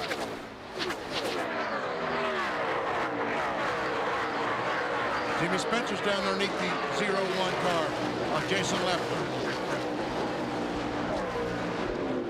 I'm a little surprised the 20 didn't come in. There again, Benny, we always talk about the tire thing. Why not come in and put 4 tires on it? Everybody else behind you did. Well, because he's got to stop twice more. If he had stopped then, evidently he had to stop twice more another time after that. Twice more after that. He could not make it on one more stop, so he decided to stay on the racetrack. Ricky Craven chasing Jeff Burton for 11th spot. Burton in the 99, Craven in the 32. As Burton goes through Jason Leffler in the 01. That's for 9th. Let's find out what Tony Stewart's crew chief was thinking with that last call. Marty Snyder's with him. Well, Zippy, a lot of cars behind you with fresh tires. Why didn't you come in? Well, we only had 10 laps on our tires, and if I pitted, I still had to stop 2 more times. Now I still have to stop 2 more times. I didn't really want to give up all that track position. Our car's been pretty good in the long run. Hopefully it'll all wash out for us. We'll run up front here, and we'll just make our 2 stops and go on. I didn't want to make an extra stop and get caught behind, you know, be 10th, 15th, and take a chance of getting tore up there. I don't know if it's the right thing or the wrong thing, but we're just going to stick with the track position and not make an extra stop. But he was right. They did it for track position, and they had to stop 2 more times anyway. To Matt Yoakum. And Marty, Jeff Gordon has climbed up to the 4th position. Robbie, you've worked on that race car all day. Now is it dialed in or close to where that car needs to be? It's a whole lot closer. That thing we started way off with it. You know, Jeff was really hollering at us there early, but that was Jeff Gordon at his best there in traffic just a minute ago, looking good. Certainly was. Remember, Jeff Gordon has battled an aero disadvantage on the flat tracks this season to Bill Weber. On top of the pit wagon with Frank Stoddard, the crew chief for Jeff Burton. Can you make it on one more stop? It doesn't look it right now. We're going to need some help with a caution flag or something. We weren't able to get it full in that last stop there. The catch can was a little bit light, so we're really going to be probably about 2 laps short right now. But maybe with some cautions, you never know. It's a long way to go. I'm not counting on anything right now. Okay, not gambling right now. Dave. Greg Stedman jumped underneath the 43 car of John Andretti. Greg, what adjustment did you make there at the end? Just a shock adjustment, you know, trying to get him a little bit better there. You know, that set of tires we put on under green didn't seem as good as we had anything all day, so we come and got 4 and tried to do a little bit of adjustment there to make it better. All right, and you can make it on fuel now with 1 more stop? Yeah. Very good. They split their pit window in half by doing that, coming in laps, and they only lost 5 positions on the track. John Andretti back in 23rd position. And Frankie Stoddard said, Your Honor, I'm not lying. I'll tell you I'm not lying. But Frankie, you are lying. You can make it on 1 more stop. Benny, I agree with you on that. It's not necessarily what he said, it's kind of how he said it. You know? Exactly. Yeah. Crew chiefs would make bad people to play poker against because they can bluff with the best of them, especially when you put that TV camera on their face. And I talked to Frankie this morning about fuel mileage, and he would not give me a direct answer. He danced all the way to downtown Indian back and never gave me a straight answer. Ricky Rudd is back on track. You see him in the star car there, the 28 machine. He's 53 laps down after repairs to the engine of that Ford. Dave Blaney has also come back after repairs from his crash earlier. He is 43 laps down. Blaney showing in 39th position, Rudd in 41st. There's the leader, Steve Park. Up by 0.8 of a second on Dale Earnhardt Jr. with Tony Stewart, Jeff Gordon, and Kevin Harvick making up the top 5. You know what, Tony Stewart's running just as fast, if not a little bit faster than the leader, so good call, Greg. There you go. That's Hut Strickland in the 90 car that Tony Stewart is just about to drive under.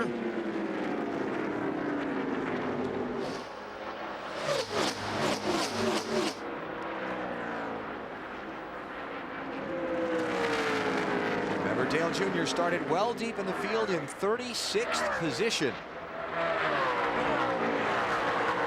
Stopping on a couple of cautions when most of the front runners didn't. Got him the extra fuel mileage that got him up in the running order. And when that last yellow flag came out, he was able to take advantage of the gained track position. Dale Earnhardt Jr. underneath Stacy Compton. Compton, the 30th place runner, was one of those who restarted on the tail end of the lead lap and is now a full lap down to the race leaders.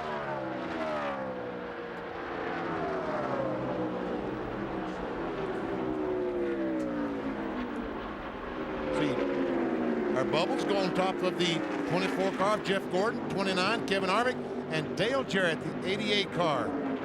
This is our NBC race chase.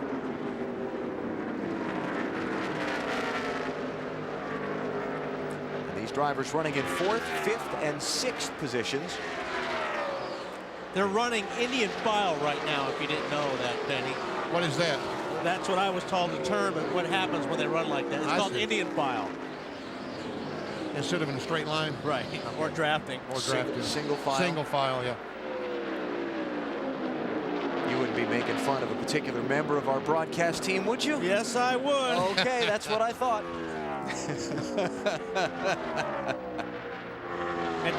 See the relationship between Jeff Gordon and Dale Earnhardt Jr. just at the bottom of your screen. Jr., the 2nd place car.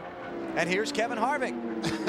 While the 24 car, Jeff Gordon was trying to get by Robbie Gordon in 31. He got bogged down a little bit, and the 29 said, Zap, I'll go by both of you. Old Happy Harvick. Tell you what, though, the 24 car is running a lot lower than it has been all day long, so they did improve that car a bunch.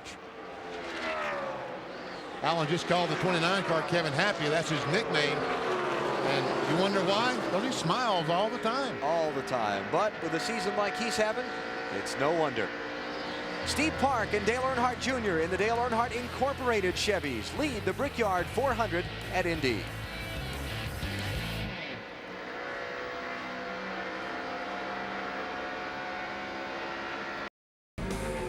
At the Indianapolis Motor Speedway, coming up on 250 miles into the Brickyard 400. You're looking at the race for 5th position. Dale Jarrett trying to hold off Kevin Harvick and Bobby Labonte. Jarrett has just moved through Harvick to take that spot from him. And Sterling Marlin tagging on the back of that group. Find that rhythm, nice and smooth. There you go. Find that rhythm, DJ. Todd said, just be nice and smooth. You got the horse, just be nice and smooth with it. And because if you're not, Benny, like I said earlier, if you miss your mark just a little bit here, and you got to get off the throttle, these guys are by you. This track is really, really tricky. It's a momentum racetrack, and you really got to keep your momentum up by hitting all your marks. While Kevin Harvick chases Dale Jarrett, his teammate Robbie Gordon has just had some misfortune. Here in Indianapolis, Gordon in the 31 car subbing for Mike Skinner. This week is back in 32nd position. And he has altered the cosmetics of that machine. Oh, the 92 car almost hits the wall. Here comes Robbie Gordon, and there we see. Looked almost identical to the 02 car of Ryan Newman in qualifying. Looking ahead from Sterling Marlin's car. That's what we call losing grip coming off the corner.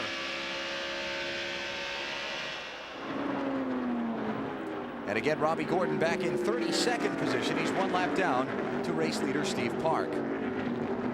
Well, we got all kinds of things starting to set themselves up here. We've got some fuel drama playing out. We've got a good race for 2nd going on at 2. Tony Stewart on the outside. Dale Jr. on the inside. Put Stewart in 2nd spot. You just waving by? Well, I see the hand out the window. I saw the hand at whoa now. Tony got a little bit loose right there. But they're pointing each other by, but then once the other guy gets by, he passes him back. And that's where it ought to be. While we were away in the break, these two did switch this position back and then 4th again. And now this is the 3rd swap between them. And that's the best thing about the Brickyard 400. These guys race to win. I mean, I realize we talk about points and they are important, but this race, they all want to win. They don't want a 5th place. They want to win. And that's what makes this track so perfect for Tony Stewart, Benny, because as you know, it's a cliche, but for him, 2nd place makes him the first loser. He will never settle for that.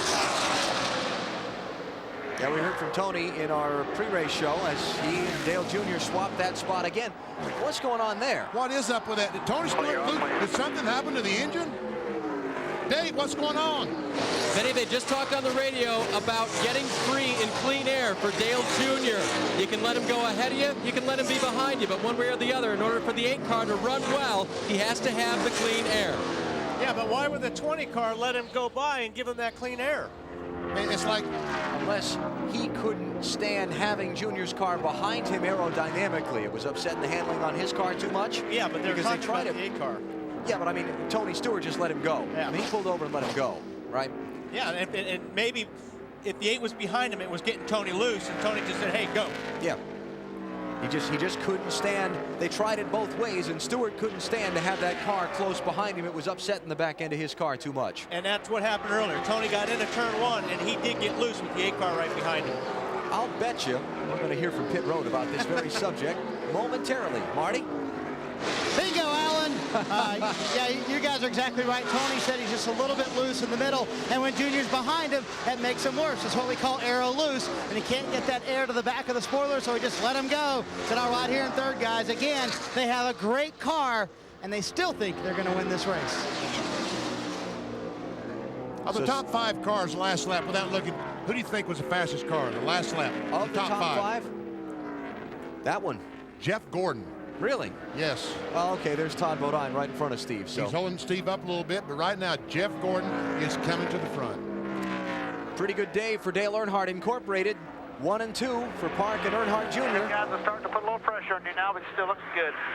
As Park puts Todd Bodine a lap down, the 28th place runner. Marty has more on Steve Park for us. Well, the car right now for Steve Park just a little bit loose, and these guys desperately need a top 10 finish. In their last 7 races, Alan, they have not had a top 10 finish. They've fallen from 13th to 7th in the point standings, and these are the first laps that Steve Park has ever led here. His best finish at the Brickyard is 13th. It's been an emotional year for Steve Park. He won in the 2nd race of the season at Rockingham, and statistics-wise, it hasn't been that bad of a season, but it's been an emotional roller coaster. We're having the best season we've ever had in Winston Cup, and we've been extremely competitive and winning races, and we have 3 seconds, which could easily be sitting here talking about 4 wins. But I don't know, man. Something's missing, you know, and we know what it is, and I think I'll be thankful for when we get this year put behind us. Track far down, you're gonna be okay. And again, the car very good for Steve Park right now. It's a little bit tight in, a little bit loose off, but they are very happy, and they have a big lead. And of course, what is missing for Steve Park is his team owner, Dale Earnhardt, who, as you know, was killed in the accident on the final lap of the Daytona 500. Park, his teammates, Dale Earnhardt Jr. and company, having to carry on with the loss of their leader, and they've done so admirably. Yes, they have. And a lot of folks have stepped up to the plate and are doing a tremendous job over there. Tell you what kind of an influence Dale Earnhardt was, not just on his team, but on the sport in general. One of the sayings going around the garage area, anytime something's gone wrong for the sanctioning body this year, NASCAR, the sort of dark joke has been, is because Dale Earnhardt wasn't there to tell him how to do it right. Look at this. Kurt Busch, Jimmy Spencer, left and right, now right and left. Ward Burton, the 22 car, Ricky Craven, the tied ride. This is from 9th place on down. All these cars lead lap machines. And there's Jeff Burton back there, that 99 car. Great run for Kurt Busch, Dave. He's up to the top 10. Sure is, Alan. And remember, the Roush guys got together yesterday afternoon and made some major changes for the 97 car and the other Roush cars. It ran a whole lot better. And they have made no changes all day. And in the last stop, they changed 4 tires and again did not make any major changes at all to Kurt. He's very happy with the car. Of the 4 Roush cars, Jeff Burton and Kurt Busch are both running in the top 13. Mark Martin and Matt Kenseth both damaged in a lap 3 crash. You're watching NASCAR on NBC. With Benny Parsons and Wally Dallenbach Jr., Alan Bestwick at the Indianapolis Motor Speedway, where the 8th running of the Brickyard 400 is reaching some crucial moments. Steve Park is the race leader by 4 tires, next time. There you go. I was just about to set up the fact that he's coming in very soon for a pit stop. He's up by 4.9 seconds on Dale Earnhardt Jr. Gotta stop twice more. Lap 104, he stops. Fuel, 4 tires. He's got to stop again about 145. 4100, 2nd gear. Get all you can. Get all you can. And Stevie Reeves, the spotter, telling Steve, referring back to what we talked about earlier, Wally, about the entry and exit of the pits. Right, you got to run to the pits as hard as you can, and you got to get to that line without speeding. So you got to run as far as you can, as fast as you can, get the car slowed down, then get to pit road speed. Same thing leaving. When you leave pit lane, you got to get up to the gears and up to speed as quick as you can. Bobby Labonte trying to take 6th place from Kevin Harvick. Clear pit in, clear pit out. And the leader's in with 45 laps to go. 55 laps to go, excuse me. Marty Snyder covers Steve Park's pit stop. And Steve Park is in. They are very happy with the car. They're going to make some minor adjustments. Park is a little tight in, but also a little bit loose off, and that's what's concerning them a little bit more. It's a loose off condition. So to fix that, they're going to go down 1 round on the track bar. They pulled the tearaway off so Steve can see a little bit better. They have a huge lead, so it is critical that they get a very good pit stop here. They don't want to lose any of that time on the racetrack. Steve Park with 4 tires and the track bar adjustment, and they drop him a little bit longer on the left front. Tony Stewart is also in right now. He's a little bit loose from the center off. They made an air pressure adjustment on Tony Stewart's car as well. Jason Leffler is also on and off pit road, and Dale Earnhardt Jr. has assumed the lead. Now sometimes when you hear a car being tight in and loose off, Benny, sometimes that's because you're turning the wheel going in. The car is tight, so you keep turning. When it catches up with you, that's when the car breaks loose. So it's going to be interesting to see if the one made the right decision there on that change. When those front tires finally catch and start turning the other direction, it will snap the back end loose. You're exactly right, Wally. Junior. Junior got that arm out the window trying to get some air in to cool off a little bit. Is that what he's doing, or is he signaling some cars around him that he may be coming to pit road? That's air, baby. Give me some air. Benny's right. This is a tough place to get any airflow inside these cars. And just by sticking your left hand out that window, you can't believe how much air that gets inside the car. It is warm here in Indianapolis today. Temperatures expected to creep into the low 90s. And when you're inside one of these race cars with 1,500-degree exhaust gases running out the tailpipes right under the metal seat that you sit in, it's hot. How hot is it? It is hot. Yeah. And of course, athletes and heat being much in the news over the past week with the death of Corey Stringer, the Minnesota Vikings NFL player, as well as the player for the Northwestern University football team. Something that's been a topic of discussion in the garage area through this week. Well, how did you get yourself hydrated and ready for a hot race?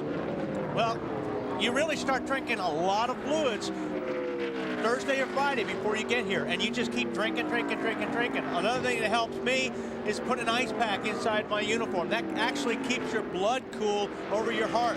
All these guys have different things, but the biggest thing is to just keep drinking. Looking at the interval between Dale Earnhardt Jr. and Jeff Gordon, the first and second place cars, the dots there, color-coded to indicate their relative position on the track. And you see it's a little over 2.5 seconds. And there's Dale Jarrett right behind Jeff Gordon.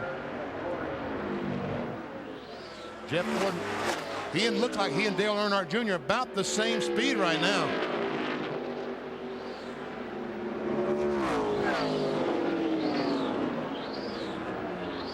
Jeff Gordon has led the most laps in 6 of the last 8 races. These are the total laps led in the last 8. And look at the difference. That's incredible. 4 times as many. 5 times as many as the second place guy. Oh, and DJ about missed that corner there. You can just feel as these laps wind on, the tension starting to build a little bit more and a little bit more. Leaders in. Dale Earnhardt Jr. stopping with 52 laps to go. Dave Burns. And Alan, that means that they cannot make it without stopping another time. Only about 40 laps on fuel. They had electrical gremlins earlier today, but Jack Mann and engine tuner Jeff Clark says they have gone away. They did not have to go to an ignition box that had less horsepower capability but more durability. Rather, they've had everything they want today. They beat out the fender early on, and now they've had another great pit stop. And Tony Uri Jr., the front tire changer, is just livid because when they threw the right front tire up there, Dave, lug nuts fell off the wheel. He had to reach down, pick up a couple, and it slowed him down a couple of seconds. But that was a very good recovery. He came around and got it done on the left side. Johnny Benson's in. Matt? And a wedge adjustment on the 10 car, Johnny Benson, Allen. They felt like they could have gone 8 more laps to about lap 117 or 118. He's down and away, a 4-tire change, but they were short pitting, knowing others will have to pit, so they're going to try to short pit for track position. Short pit terms the crew chief's using for stopping sooner than you need to. Kevin Harvick is in. Marty. Kevin Harvick last stopped on lap 76, Allen. At that stop, he took 2 tires. They have taken 2 tires twice today. It has worked very well both times. File that away for the last pit stop of the day. They will have to stop 2 more times at least, unless we get some caution flag laps, because they are going to be about 3 laps short from being able to make it on 1 more stop. It'll be a 4-tire stop this time for Kevin Harvick. He is a little bit tight. They make an air pressure adjustment and an attempt to loosen him up just a little bit, but it's been a terrific run for this rookie today here at Indianapolis in his first run in the Brickyard 400. 4-tire stop. Kevin Harvick's away. Michael Waltrip is in. Robert Presley is on pit road as Harvick leaves. And the new leader is Jeff Gordon.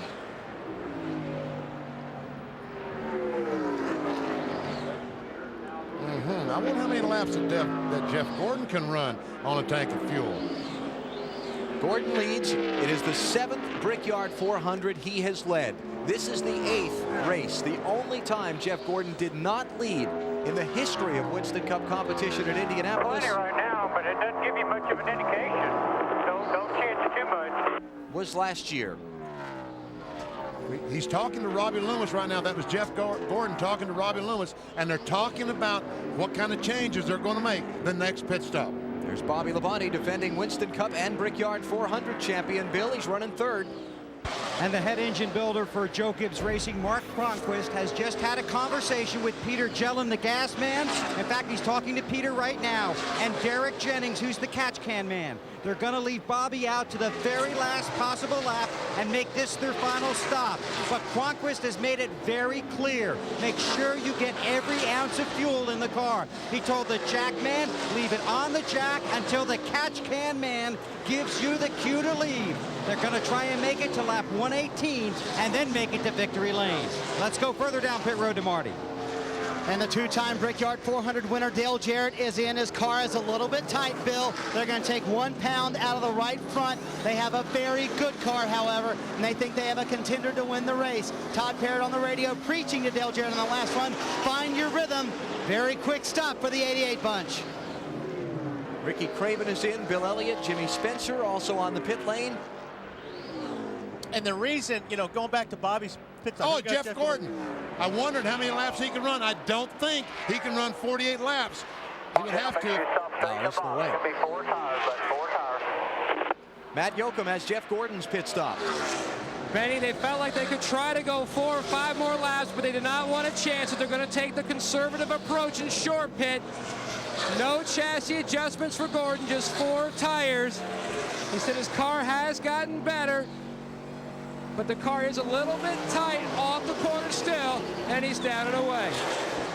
Remember last week this team had to take the conservative approach on fuel, and it cost them a chance to win. And it just might today, because this is one place racing for a championship. I say that points, they're not racing for points, but here's one place you cannot afford to run out of gasoline. Ward Burton has just been on and off pit road, and here's the new leader of the Brickyard 400, Bobby Labonte, out in front of Sterling Marlin by that interval. It's an even 1 second on the stopwatch. There's Labonte. There's Marlin. And every lap that these guys can run tells me they're going to gamble on 1 more stop. Bobby Labonte, Sterling Marlin, Kurt Busch back in 3rd place. Jerry Nadeau and Todd Bodine have both made green flag pit stops. Robbie Gordon has been on and off pit road also. Jeff Burton back in 4th place. Another car I think is going to gamble on 1 more stop. Got 46 laps to go, Benny. How far do they need to go before they can make it? I think that some of these cars can run 43, maybe 44 laps. And of course, all of this we're setting up is if we have no caution flag from now to the finish. Marty Snyder, how about Sterling Marlin? What are they saying? Well, you guys are exactly right in terms of Sterling Marlin. They're going to try to win this race on fuel. They're going to leave him out for about 4 more laps, and they're going to stretch this as far as they can. I asked Lee McCall about 15 minutes ago, as crew chief, can you make it on one stop? He said it's going to be awfully close. We're going to find out if we're going to gamble or not, and they've already rolled the dice. They're going to gamble and try to win this thing on fuel mileage. You just got to be careful right now not to run out of gas now, because if you miss pit lane and you run out of gas, you're done. You're not going to make it back. We saw Dale Jarrett do that, what, in 1998, and run out of fuel just as he went past the entrance to pit road and could not coast back. This is the time the fuel pressure gauge, that's the only time us drivers look at it, is right now, because we're watching that thing. If that gauge starts fluctuating and that needle starts dropping, I'm telling my crew chief, hey buddy, we're out of gas, or we're getting close to be out of gas. I need to get in. But you better hope you're not here on the track when that thing starts fluctuating, because you'll never make it back, like Benny was saying before. And Sterling Marlin goes fleet. Bobby Labonte moved over. Bill Weber, what's going on? He may be out of gas, Benny. Oh, no. May be out of gas. He said it stumbled right here on the front stretch, right where Wiley said it can't happen.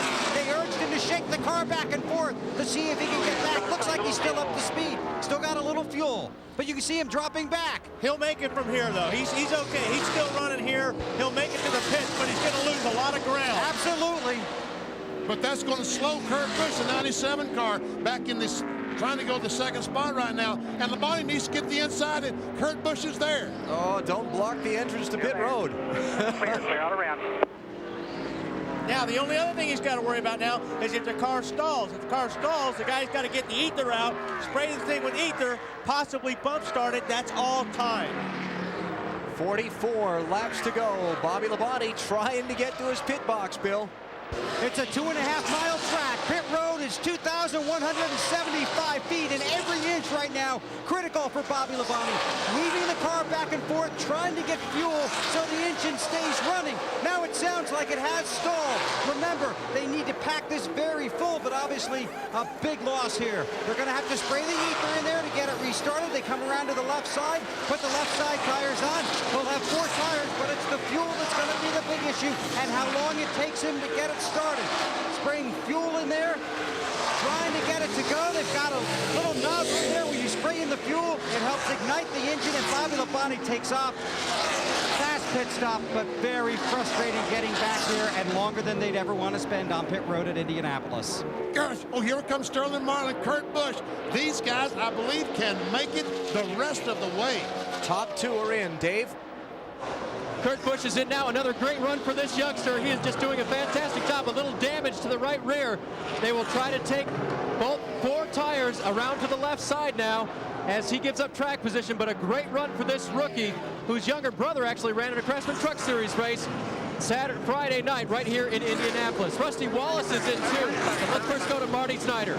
And Dave, Sterling Marlin is in. The command given from Lee McCall, the crew chief, to Jerry Schweitz, the gas man. Pack it full of fuel. They panicked when Bobby Labonte ran out of fuel. The car is very good. They think they can make it all the way on fuel. To Bill Weber. Jeff Burton loose in 2 and 4, pushing every place else. They made a chassis adjustment, air pressure adjustment, tires, and hopefully enough fuel to reach the finish. We'll see. 5,000. Dave. Rusty Wallace has run all 7 Brickyard 400 races to this point. He is in his 8th. He has only finished as good as 2nd 2 times. He desperately wants to win. They made just a slight air pressure adjustment. He was a little tight and changed 4 tires. All right, Jeff Burton, Kurt Busch, and Sterling Marlin ran 41 laps on the tank of fuel they just replenished. They've got 42 to go to make the checkered flag at Indy. Oh, no. I wish you had told me that. Clear by 3 right now. Each lap that goes by, the Now, tension and the drama builds a little more. I'll guarantee you they're telling the driver, you can make it. Don't worry about it. Just drive that race car. See, Jeff Gordon lost a couple of spots that last time. From the way things have been, the track stop summary. And what we're measuring here, we're measuring the total time it takes the driver to make his in-lap and his out-lap. We talked, Wally, earlier, it's not just the time the car stopped on pit road, guys. And we see Dale Earnhardt Jr. was 3 seconds slower than Tony Stewart because of that. Look at Dale Jarrett. Woohoo, look He's at that. the man right there. He wins that contest. So that's in, out, total of the 2 laps. Now, we talked about Bobby Labonte and his problems on the pit stop earlier when the car was out of fuel when he got to his box. Watch this. Ray Boland is squirting gasoline into the carburetor. There's a small hose that runs down to the air cleaner into the carburetor. A lot of teams will use ether, and they just spray it at the air intake. But, see, the car won't start. This is gasoline. Ether boosts the compression ratio on the engine so much, some engine builders think it will injure the engine, so they're using gasoline. But as a driver, I prefer the ether fumes over the gasoline. So you can go to sleep, right? Yeah, we can tell that. Bobby Labonte came in, was as high as 6th position before the cycle of pit stops started. Now he's back to 13th because of all that lost time. How about it for Steve Park? Pretty impressive day so far, but the question is, if we go green from here to the finish, Kurt Busch, 40s and 50s, looking good. Good on second place. Sterling Marlin, Jeff Burton, they can make it to the finish on gas. Let you go because he's having trouble with the 31 and follow you through. And you work with him if the caution comes out. Now, BP, you know, if you're out there and you're on a gas mileage run, and I was following you, which you'd be following me actually, sorry, but if that were happening, wouldn't we get together and try to draft a little bit, because that's going to help on the fuel mileage? No. Or is it just not close enough? I'll let you run in front and use all that fuel while I ride in the back and take advantage of that, you see. Would you do that? Can't believe you do that. Mark Martin, the 6th car, involved on a crash on the 2nd lap.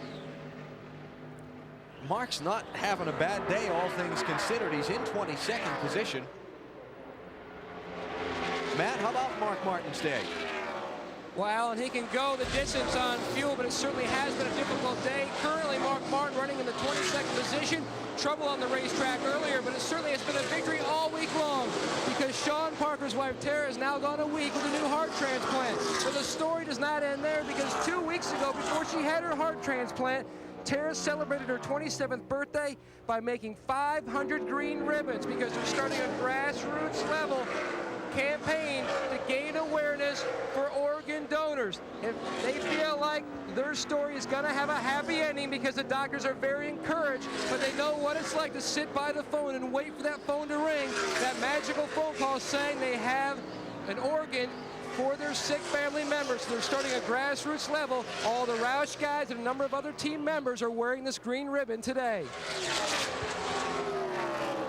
Touching story. What Sean Parker and Tara went through last week. The phone call coming in at 4 a.m. up in Pocono for Sean from his wife that the donor had become available. Jack Roush flying him back to Winston-Salem, where the operation went on later that day. That was last Saturday. I mean, how would you like to be awakened at 4 o'clock in the morning and your wife, who's waiting a heart transplant, say, it's time? Yeah. Man, oh man. And things continue to go well, and that is great news for Sean, who might be one of the hardest working people in all of NASCAR Winston Cup racing. Countless hours spent massaging this race car with a great deal of success over the years, but nonetheless, while a lot of distracting things were on his mind. There's the cat in the hat. Jack Roush, the team owner for Mark Martin. Surrounded by Roush-Keteers. Go. Is that what you're calling him now? Yeah. All right. Yeah, Mark Martin's a Roush-Keteer, and Sean Parker. While Steve Park was hung up behind Mark Martin and Robbie Gordon, he lost about a second of his lead. It's now 3.7 from Park back to Tony Stewart. We are about to get the 30 lap to go mark upon us in the Brickyard 400 at Indy.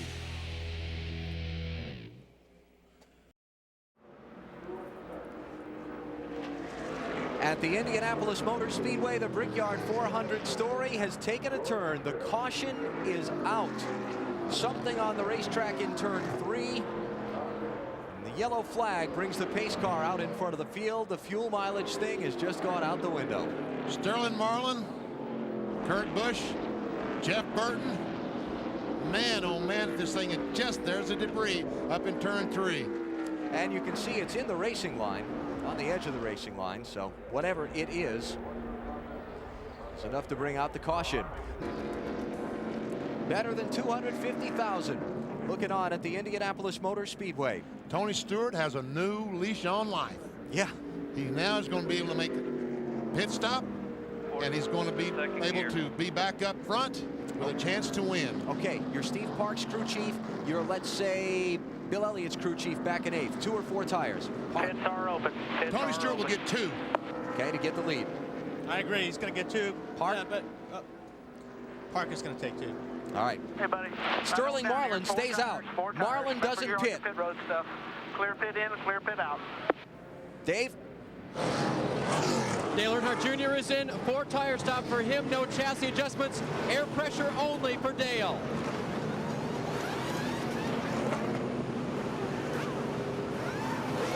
And that time the lug nuts stayed on the car, stayed on those wheels. 4 tires there, Marty.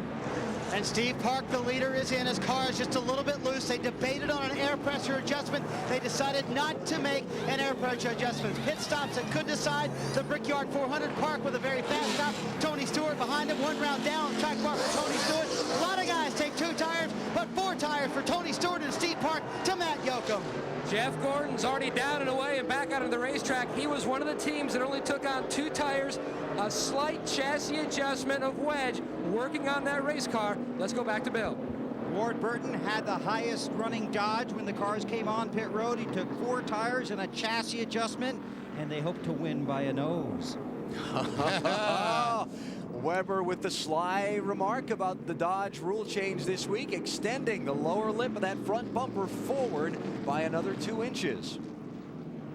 Let's take a look at what NASCAR's allowed the Dodge teams to do this week. All right, this area here, they've been able to extend that 2 inches. There you see a good example of it. It is now 2.5 inches from a 1/2 inch. And that allows the car to do what? Gives it more downforce on the nose, gives it more grip, and we're seeing that today here at Indianapolis. Dodgers have run well. Yeah.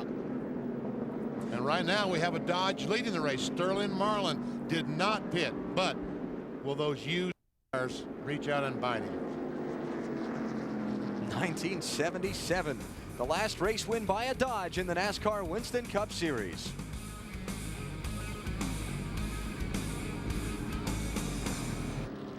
Well, let's ask Tony Glover why Sterling Marlin did not stop. Why'd you not stop, Tony? It's our only shot to win the race. I mean, we can't line back up 8th or 9th and win the race. We've got the Coors car's a good race car. The Coors Light car, we just got to have track position. You know, hopefully this will give us some track position, and we'll see what the Columbian Comets got for them here in this shootout. They together have won 2 Daytona 500s, going for their first Brickyard 400. Can they do it? We'll find out in about 26 laps. We need to do that as a feature sometime. We need to record Tony Glover coaching Sterling on the radio. It is absolutely comical. The Columbia Comet. Yeah, there not you go. the Rushville Rocket, the Columbia Comet. Sterling being from Columbia, Tennessee. Would we have to caption that, though? Yeah. We'd have to caption Oh, it. it's comical. No. Getting set for the restart. There'll be 25 laps to go. You ready? Hey, car's off. You ready? Ready? Ready? Nice and smooth now. Nice and smooth. Green flag. Go, go, go, go, go. Oh, Jeff is trying to get that run. Sterling does not want him down there, but it didn't work. Jeff Gordon to the lead at Indianapolis. The fans are going crazy. Hometown hero takes the point. Jeff knows the best chance he's got is to put as much distance between him and those guys. Got 4 fresh tires right now, so he's going to get it. For a guy who went nowhere in the early part of this race, wouldn't you believe, in the final laps, Gordon finds himself racing for the win. No surprise. Look at the traffic. Steve Park caught back in 8th position. He was the leader before the caution.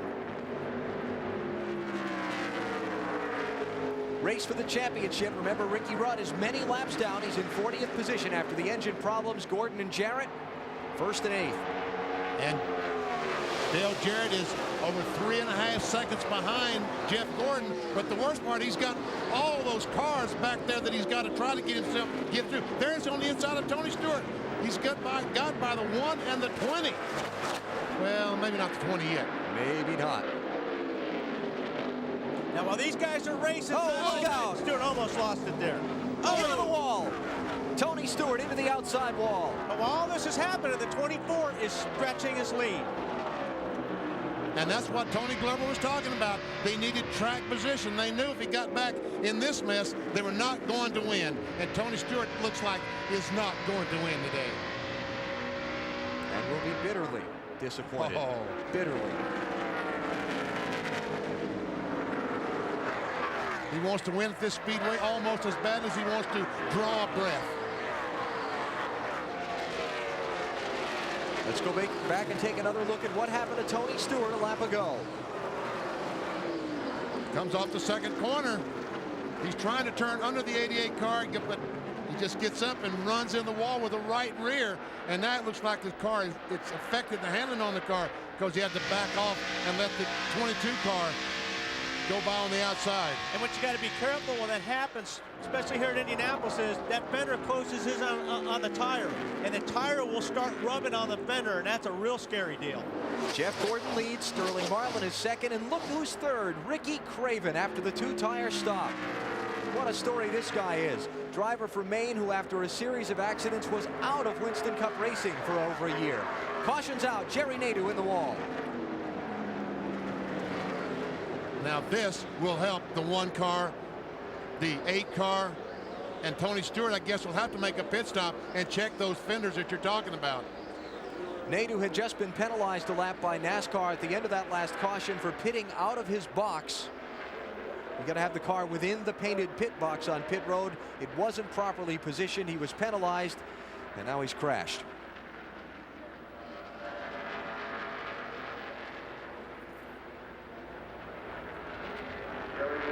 Seventh caution flag of this race. Now, the last guy that wanted to see this caution was the 24. Oh, yeah. Because he had put some distance on between those guys, him and the 4 tires, and he's sitting there going, oh, man, if this thing would have went green, I had a good shot.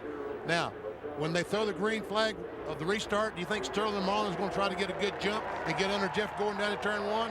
If he wants it bad enough. Sure. Let's go take a look at what happened to Jerry Nadeau that brought out the caution flag.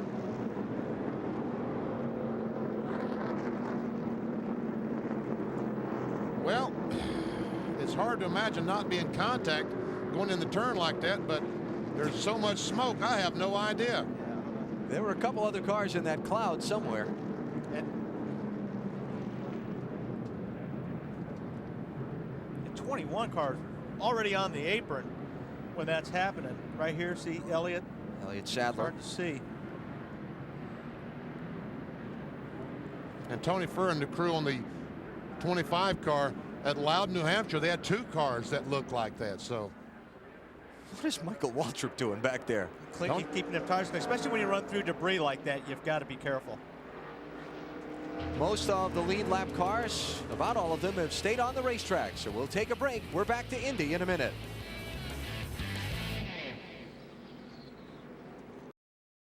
Jeff Gordon, the leader, under caution here at Indianapolis. Now the Speedway admits to having 250,000 seats around this track.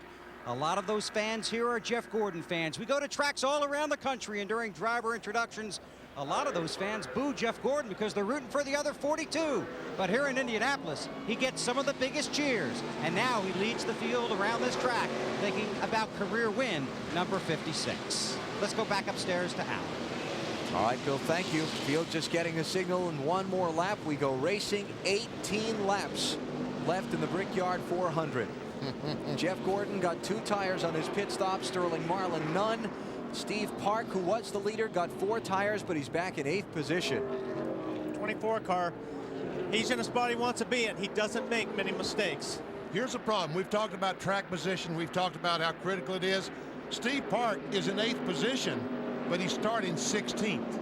There will be 8 cars lined up to his inside that he has to go by those cars as well as the 7 cars in front of him. If they can line these cars up single file, he might have a better chance. Does Marlin have a shot on the older tires of getting by Jeff Gordon?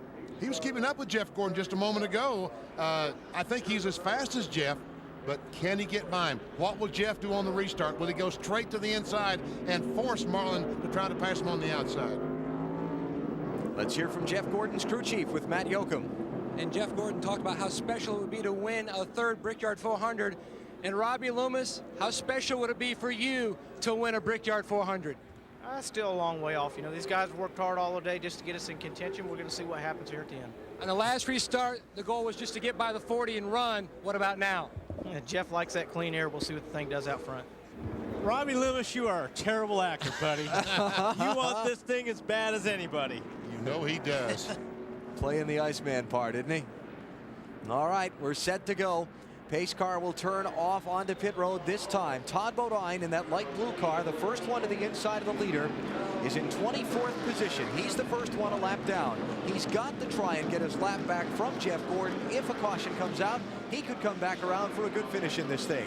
We'll see what kind of role he plays. We'll see if Sterling Marlin is able to get a good jump as they come down for the green flag. You ready? Ready? Ready? Green flag. Green, green, green, green, green.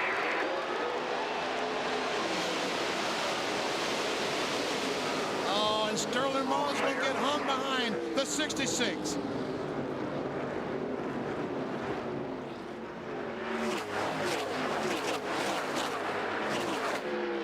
Huge break for Jeff Gordon. And again, that's what he had to do. He had to clear that last car to get the distance. If he started racing with him through 1 and 2, those guys would have been all over him on the backstretch. Wally, driver protocol. How long does Todd Bodine stay between the front two into the closing laps of this race? If Jeff starts pulling away from me the next 2 or 3 laps, you got to let these guys race. And Todd knows he can't win this race, but he's got to stay close enough down and hope that there is a yellow. But if another 2 or 3 laps and Sterling's barking on my back door, I got to let him go. Ricky Craven cleared the lap car of Bobby Hamilton that had gotten in front of him on the restart, so the third place car is now in contact with the man he's racing for position, Sterling Marlin. Somebody just had a little puff of smoke going into turn 1. Yeah, I saw that.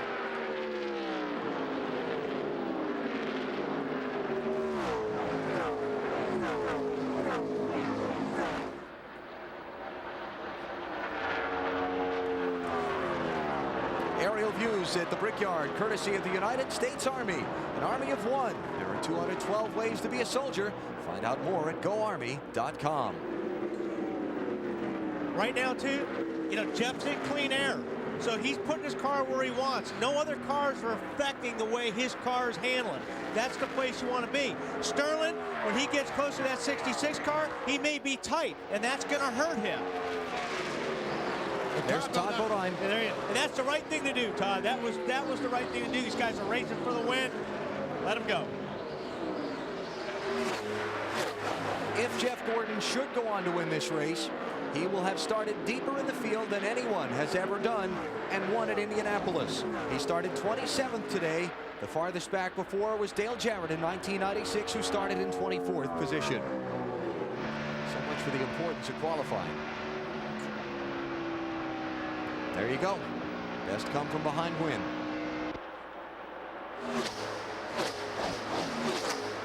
Rusty Wallace trying to get on the inside of Johnny Benson, back there for 4th position. Both these cars just took 2 tires on the lap 132 stop.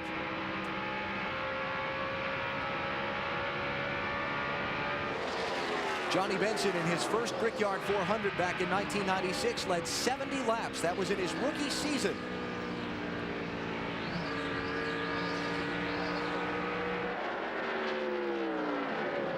Wound up finishing 8th that day.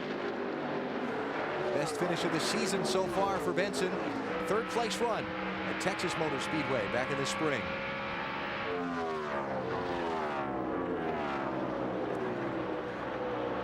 See, Ward Burton trying to get on the inside of Steve Park. Looked like he was going to make that.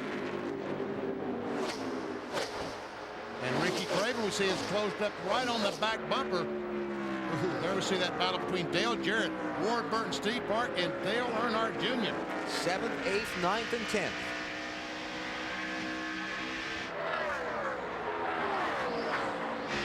And Dale Jarrett can't afford, championship-wise, to let any of these guys get by him. He's already losing positions and points to Jeff Gordon in the wash on the day. If Gordon wins the race, he can't afford to lose any more ground. If he can help it. I mean, there are still a lot of races to go in the season. but it's not going to help his cause to lose any more points today. Looking low. Inside 22. He may lose 2 or 3 here. Yeah, he just might. Because Steve Park's going to follow. And there's not going to be a gap to get in, I don't think.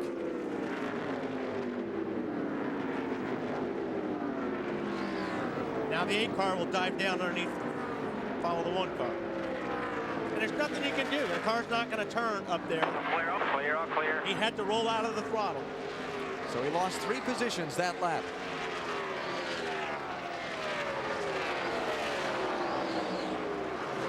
Up front, there's the interval. Jeff Gordon to Sterling Marlin and Ricky Craven.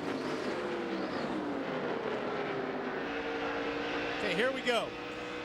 Coming out of turn 2, hard on the gas all the way down. You got a long straightaway. And what you want to do, go ahead, Kenny. Let's look at this telemetry and see what kind of miles per hour, what kind of RPM Sterling is turning. Around 190 miles per hour, about 8,800 RPMs. I did not hear the car hit a rev limiter. If they did, he probably would hit a different switch, go to a different ignition system to eliminate a rev limiter. Down the front stretch. What Benny talking about a rev limiter is they don't want to turn these engines over a certain RPM, so they put in a chip in the ignition box which cuts the engine out at, say, 9,000 RPMs. But they also have a backup ignition switch. They can turn that primary off, turn on the second. It has no limiter. They can turn it any RPMs that it will turn down the straightaway. And Sterling Marlin right now is closing in on the back bumper of Jeff Gordon, just 2/3 of a second behind him. Yellow dot on the racetrack map showing you where on the speedway he is. I would think by this point in the race with 12 to go, I'd have flipped to that ignition box with no limiter on it, wouldn't you? Yeah, he already did. Yeah, he already did. That's why we're not hearing the limiter.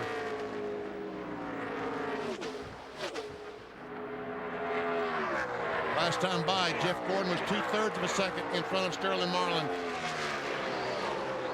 This time, he's about 4/5 of a second. So Jeff Gordon that lap was faster than Sterling Marlin. There's the real-time interval between the two. Let's see where Sterling Marlin is losing distance. There he lost 2/10. Now he's back to about the same.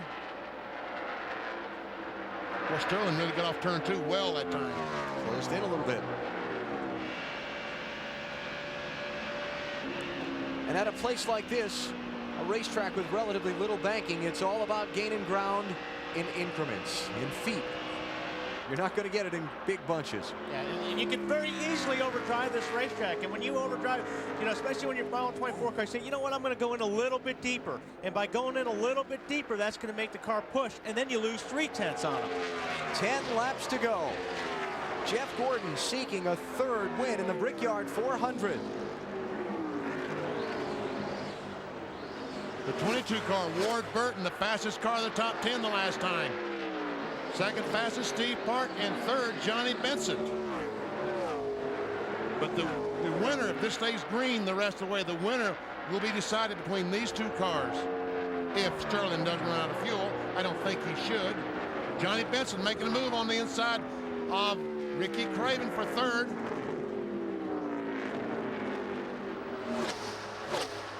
Oh, he's still trying to get alongside.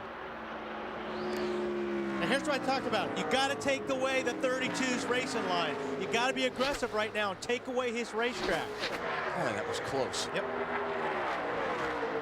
Benson with the inside line this time. Should get him into turn 1. Marty Snyder has more on Ricky Craven. And guys, no matter what, this will be a great run for Ricky Craven. Their 2nd top 5 of the season, their 4th top 10 of the season. They finished 10th at Pocono last week, and they tested a brand new car here that they really liked, but instead they decided to bring that car they ran at Pocono that finished 10th because it ran so well here in the lane. I think in 4th, 5th, wherever Craven finishes, they're very happy down here in the Tide Pit. He's just lost 4th to Rusty Wallace, rather. That puts him back in 5th. And it's Kurt Busch behind him now to try and challenge for that spot. And Ward Burton. And there comes Steve Park, that yellow number 1 car. Kurt Busch off the corner. He's making a move on Craven. Looks like he's going to get position. They're all lined up. And that's, you know, that's the thing. Kurt, whoa, here comes the 22 car, decided that he was going to give it a shot. Ward Burton. Inside Kurt Busch. This is going on back for 6th position. Up front is Sterling Marlin making any kind of headway on Jeff Gordon. Not much. It's about the same it was when we left you just a few moments ago.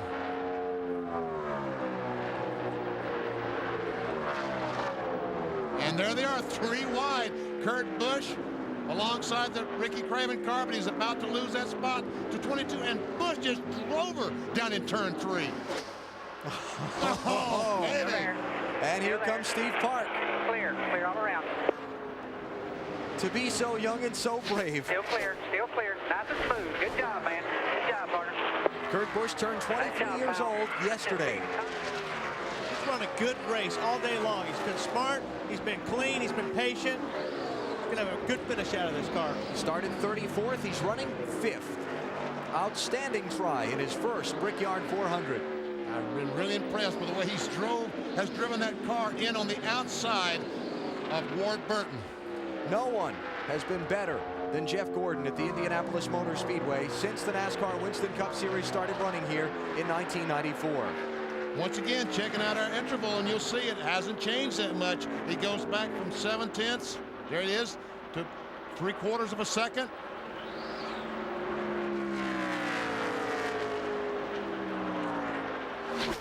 It's like when Sterling's car gets to a certain point that it stops gaining. I think he's getting into that tightness we're talking about. That aero push is hurting his car. It's frustrating for Sterling because he wants to drive this car harder, but he can't, because the harder you drive right now, the worse it's going to make it. You got to be very smooth and precise. Fuel out of the equation for Sterling. We're pretty positive he can make it the rest of the way. If they build it. I mean, they've had a couple of cautions. They've had caution flag laps, which, you know, you feel that you figure you can run 2 caution flag laps equals 1 green flag lap. So I don't see any reason why he would not make it. But all of a sudden now Sterling Marlin is losing some time to Jeff Gordon. Marty Snyder has more on Sterling Marlin. Fuel is not a concern for Sterling Marlin, but what is a concern is exactly what Wally was talking about, overdriving. On the radio, Tony Glover saying drive with a big heart, but don't overdrive it, buddy. You can't do that. Just sit right there in second. Try to drive the best you can, but hit your marks. Don't overdrive the racetrack. 5 laps to go.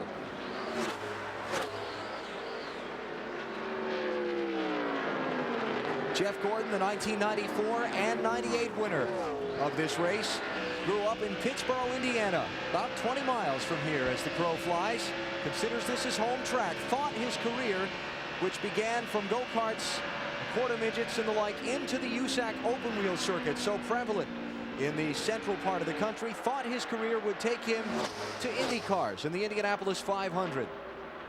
But a fateful turn of events led him to driving the NASCAR Winston Cup Series. Rick Hendricks snagging onto the young man. He's been nothing short of sensational since. Robbie Loomis watching the car make one more lap down the straightaway. Somebody needs to wake Robbie up. I think he's almost sleeping. But you know that inside Robbie Loomis is just one bundle of nerves. This would be his first victory as crew chief for Jeff Gordon in the Brickyard 400. You know what? Let's go to pit road, Matt. Alan, watching Robbie Loomis sit here quietly on top of the pit box, his RPMs as far as chewing his gum has gone up about 150 to 200 RPMs. But I'll tell you what he told me on Friday, when he walks through the gates here at Indy, it's like his first week ever on the job as a Winston Cup crew member. He said he could not imagine what it would be like to win here. It's been his dream. He doesn't have too many more laps to wait to find out if that dream will reach reality.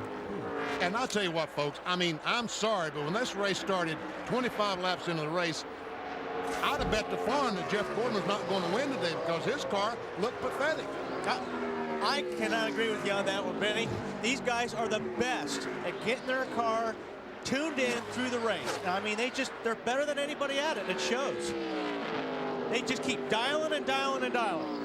Again, they are very good. I just thought they had too far to go for him to be in victory lane. It looks like with 3 laps to go, he's going to make it. Dave Burns. Alan, isn't this the same way that Jeff Gordon looked in Pocono? When he was in traffic late in the race, his car never did anything. But when he was in clean air, he ran great. He dominated the race, and we thought he'd win Pocono.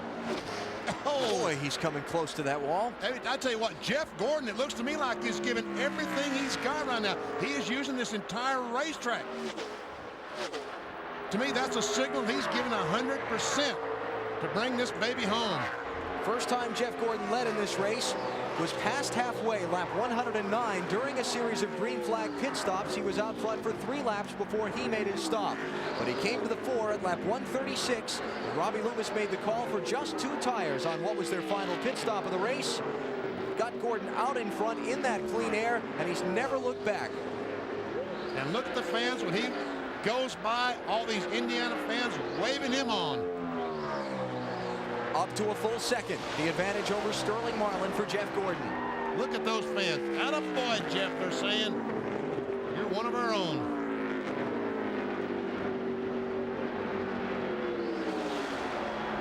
It'll be the white flag as Gordon comes off of turn 4 and down the front straightaway. And once again, going right up against that outside retaining wall.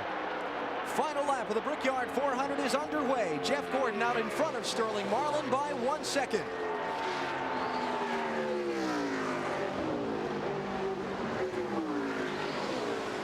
He celebrated his 30th birthday here yesterday with family and friends around him.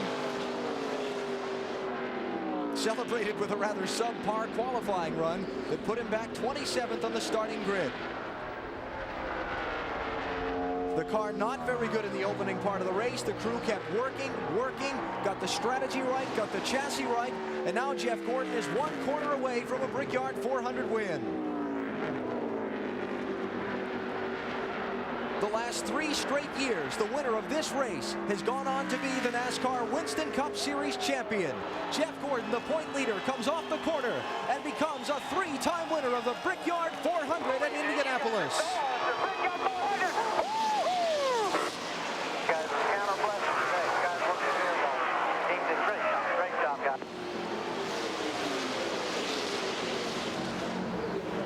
Way to go, Jeff. Robbie, your whole guys, all of you. Wonderful job. He's done it again. Jeff Gordon has done it again. A race that it looked like he didn't have a chance to win.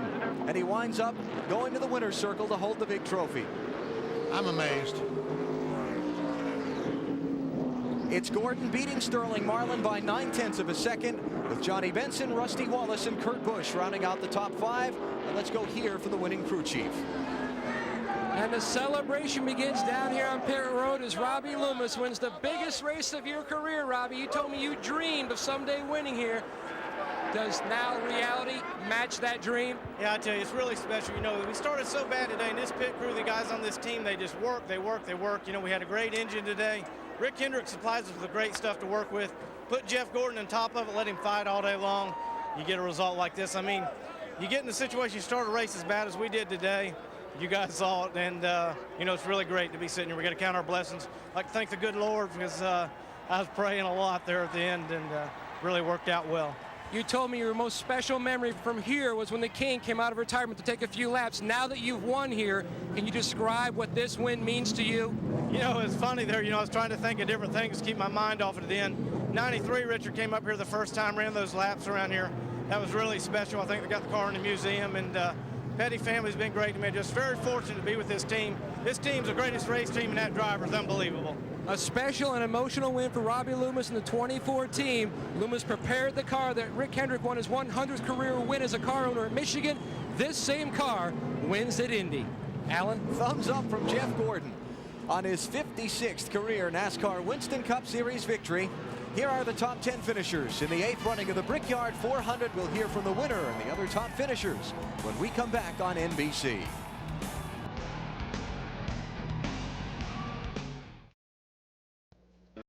The winner's trophy for the Brickyard 400, inscribed with each victor's name. Jeff Gordon's on there twice already, and the blank panel awaiting the 3rd inscription after his victory today. But Jeff Gordon came around to the start-finish line trying to celebrate with the crowd and do a little burnout. Jeff, you've got to hold your foot on the brake when you do it. That's how Harvick gets away with it, man. I was listening to his radio channel. He came on the radio about here and said, I can't do it. That might be the first time he has tried to do a burnout. Oh, terrific. After the slow celebration lap around the speedway, drinking it in to the applause of the fans, Gordon is heading into victory lane now, and after taking the Brickyard 400, Chevy congratulates Jeff and the number 24 Monte Carlo team on a big win. Jeff will tell you the only thing that comes close to Monte Carlo's reputation on the track is its reputation on the street. Monte Carlo, more champions depend on Chevy. We'll be there.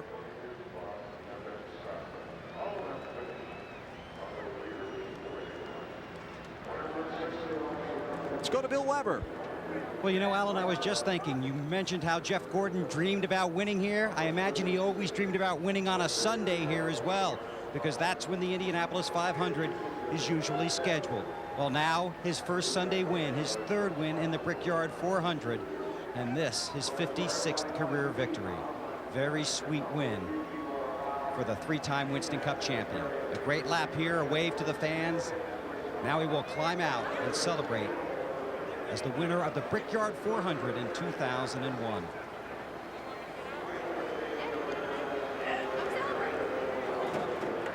And you'll be able to hear the appreciation from the hometown Indianapolis fans. Jeff Gordon in victory lane at Indianapolis.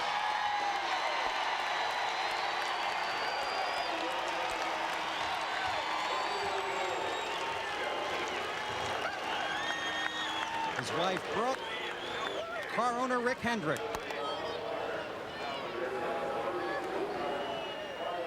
And a worn out Jeff Gordon. How's it feel to be 30? Woo! Oh, I think I got a few new gray hairs after today. Wow, what an incredible day. I never dreamed it. You know, at the beginning we were way off. I think most of it's just being in traffic more so than the car being off. And you know, here lately we hadn't had too many pit strategy things go for us, but today that was the key. You know, we had one caution follower way early, and then whether we took two or gas and go there at the end, and we took two, and it was absolutely the perfect thing to do. Car drove great once I got out front. Who made that decision, Jeff?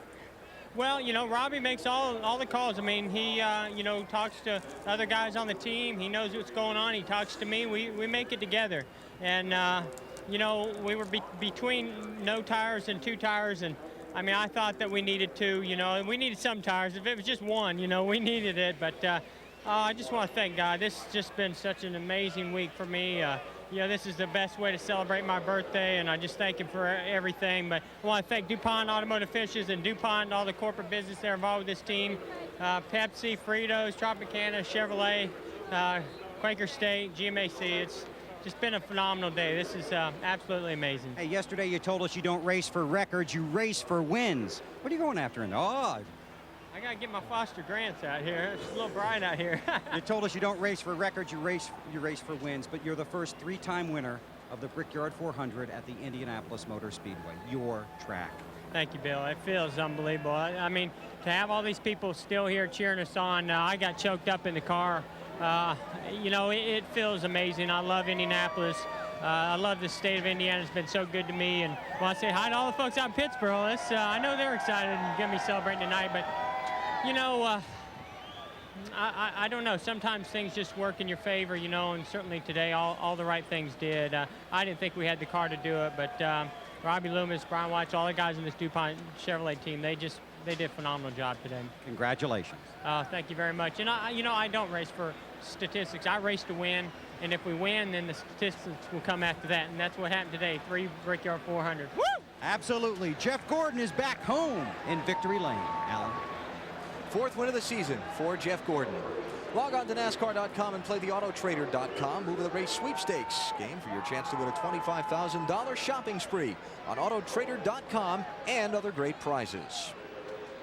Fans starting to file out after the 8th Brickyard 400. Here are the final results. Johnny Benson, outstanding effort with his best ever Indianapolis finish. Dale Jarrett wound up 12th, losing ground to Jeff Gordon in the championship. And you will see Ricky Rudd way down the list in 39th spot after the early problems that cost him laps behind the wall for repairs.